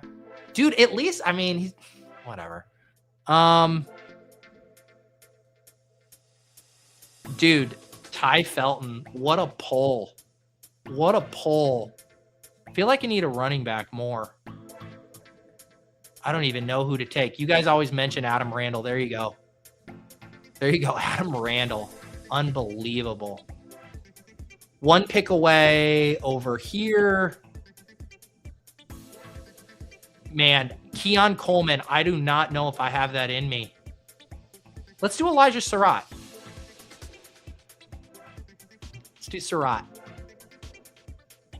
All right, things are settling down. 12 picks away in 2 of these drafts. Let's recap on the fly here. So this team ended up a 3-6-8-3. Jalen Hurts, Jordan Love, and Geno. Running backs, Achane, Breece Hall, Jalen Warren, Bill, Tyjae Spears, and Nicholas Singleton. 8 wide receivers, Lamb, Devontae, Christian Watson, Josh Downs, Omar Cooper Jr., Travis Hunter, Pat Bryant, Savion Williams. Tight ends, Harold Fannin, Dallas Goedert, David Njoku. This team isn't bad. We got the big stacks with Philly. We got, I think it's just Naked. No, we got Savion with Love. And then Geno with Breece Hall. So not as much correlation, but that team seems fine. This other team was the 0RB team. Joe Burrow, Goff, and Cam Ward. The running backs ended up being Ramondre, Blake Corum, Kenneth Gainwell, Chris Rodriguez, Emmett Johnson, Katron Allen, Tyjae Spears. Honestly, for a 0RB room, I don't hate that one. Jamar Chase, Pickens, J-Mo, DJ Moore, Brandon Ayuk, Ridley, Flournoy, and Zachariah Branch. And then Bowers and Gesicki. I actually don't hate how that turned out, despite having an auto draft pick on it. This is the Allen Brock Purdy team. I need to make 2 more picks on this one. I feel like I need a 3rd tight end on this one for sure. This is kind of, should I just go the Hancock route? Sure. Dawson Knox and Dalton Kincaid. Why not? Why not? Here was the other team. So we did the 0RB team. We did the balance Hurts, Love, Geno team. This is the Kyler, Shuck, and Rodgers team. It has Henry, ETN, Swift, Singleton, Kamara, and Randall. What a running back room. Wide receivers, JSN, Zay, Rome, Parker Washington, Jacoby, Denzel Boston, Vele, and Horton. So we have some of those phantom stacks. 2 Seattle pass catchers, 2 Jacksonville pass catchers with none of their quarterbacks. Tight ends, Gadsden, Sadiq, and Juwan Johnson. So naked Kyler, naked Aaron Rodgers. That's pretty gross, but structurally fine. 2 more picks on this Lawrence, Love, Stroud team. I feel like these 3 were my favorite quarterback selections in drafts last year. Solver trying to get me to do Savion again.